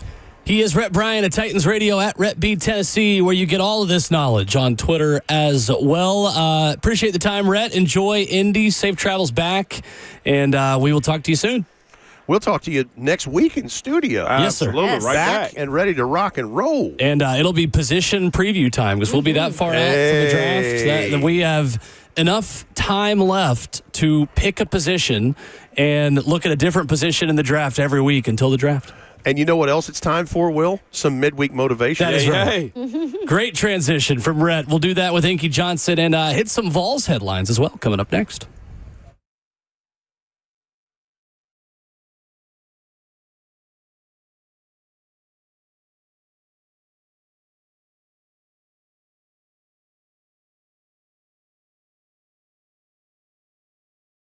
Hey, it's Will Bowling. If you have been looking for cars and you see the words buy here, pay here, maybe you're thinking, no, I'm probably going to look somewhere else. And I get it. Most of those dealers, they come with certain reputations, but I'm here to tell you there is one place you can go. That is Nolensville Road Auto Mart. They are different for a few simple reasons. They have been doing business in Nashville for 61 years, and they're Nashville natives like me. They only sell clean title cars under $12,000. And the best part, they're the oldest buy here, pay here in Nashville. So they work with your financing as well. If you have it, they're going to get you in and out in an hour or less. If you're new to town, you're looking for a place to trust, they've got you. Maybe you're looking for a car for that new driver in your family. They can take care of that as well. 615-242-1279. That's the number you got to call. With one location on Nolensville Road, close to Thompson Lane, they will get you in and out with flexibility, transparency, and honesty. That's why I recommend Nolensville Road Auto Mart. Give them a call at 615-242-1279.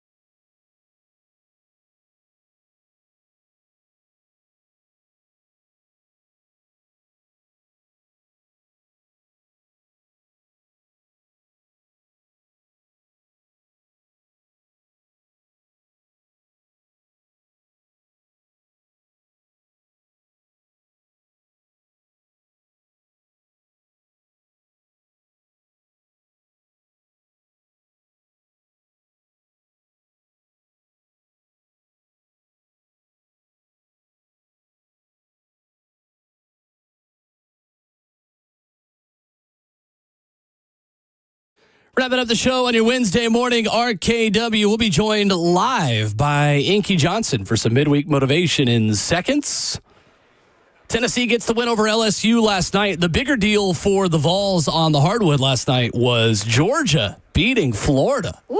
The Vols come on down for a 1 seed, boys and girls. So Joe Lunardi, before the game last night, moved Tennessee back to 6 and actually moved Houston ahead of Tennessee.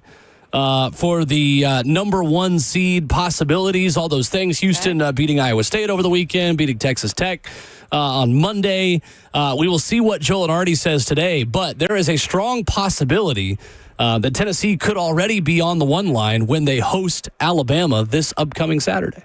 Big matchup right here, man. And I think it matters how they win that game and also how they would lose that game, too, man. It's got to play a part in it, considering – you having a Georgia team, man, that's been middle of the pack, got some aggressive style that they play with, and they got Florida. You can contribute it to them playing on the road. You can contribute it to Florida just got caught lacking. I mean, Vandy beat Tennessee. But here's the thing, too. How much does it matter losing at the beginning or the end of the season, too? That, to me, was a huge step for the Vols that they can really take advantage of, considering Alabama has to go to Knoxville for this one. This is going to be big, man. And also, this upcoming weekend, if I'm not mistaken, College Game Day is at Florida with the A&M game. So it doesn't get easier for the Gators moving forward, too. Right. Vols got to take advantage. Yeah, and that's what I was saying yesterday. You look at who was in front of the Vols and Florida, one of those teams. Like, a lot of stuff can happen in the next 3 weeks. You mentioned Houston. Will. And I know that Kansas is not the same Kansas by any means, but they still have Kansas and Baylor left on their schedule too. I just believe in college basketball. Anything can happen on any given night. Sure. And if the Vols just can take care of their own business, I think there could be a 1 seed in their future. We'll see. I mean, it does feel like if Tennessee wins out, I think they're a 1 seed. Yeah, I do too. Because Florida still also has to play Bama. Yep. Bama still has to play Auburn again as well. So I do think they will get help because all these teams are playing each other. Mm-hmm. The thing we have to remind ourselves is that the SEC tournament's not going to matter. No. We do this every year where we play this game of like, well, but then if you go in a run, like the committee never factors in SEC tournament results as much as they should. And I don't expect that to be the case this year. Although as a viewer and as a spectator, I cannot wait for that weekend in Nashville coming up here in just a few weeks. It is going to be cinema. Absolute cinema. So looking forward to that. On the football front, Ricky Gibson, Tennessee corner, tells On3 he is going to enter the summer transfer portal. Weird one, because Ricky Gibson was in line to be cornerback 1 for Tennessee with Jermod McCoy's torn ACL this offseason, at least to start the year. Guys, this is the downside of when guys ask for money and get what they want. Abdul Carter very publicly negotiated. He wanted more money. Yeah. And that has ramifications within locker rooms. It just does. And I believe that is exactly what's going on here. I bet Ricky Gibson is saying, well, Abdul Carter said he was going to enter the portal. He got paid, so let me do the same exact thing, especially now that I'm cornerback 1.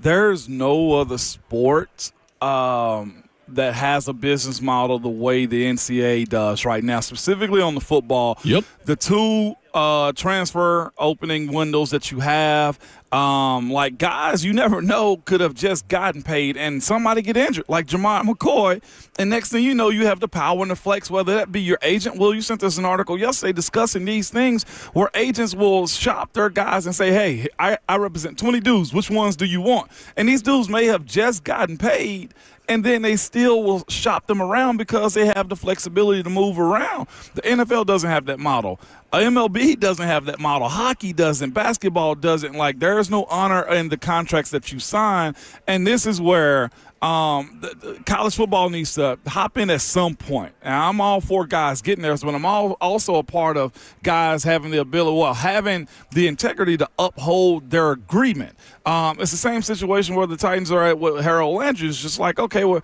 if it comes down to this, we'll just cut you. Well, here's the thing about that, too. They know in the NCAA sports, like, you can still be cut by a team and go get picked up by somebody else.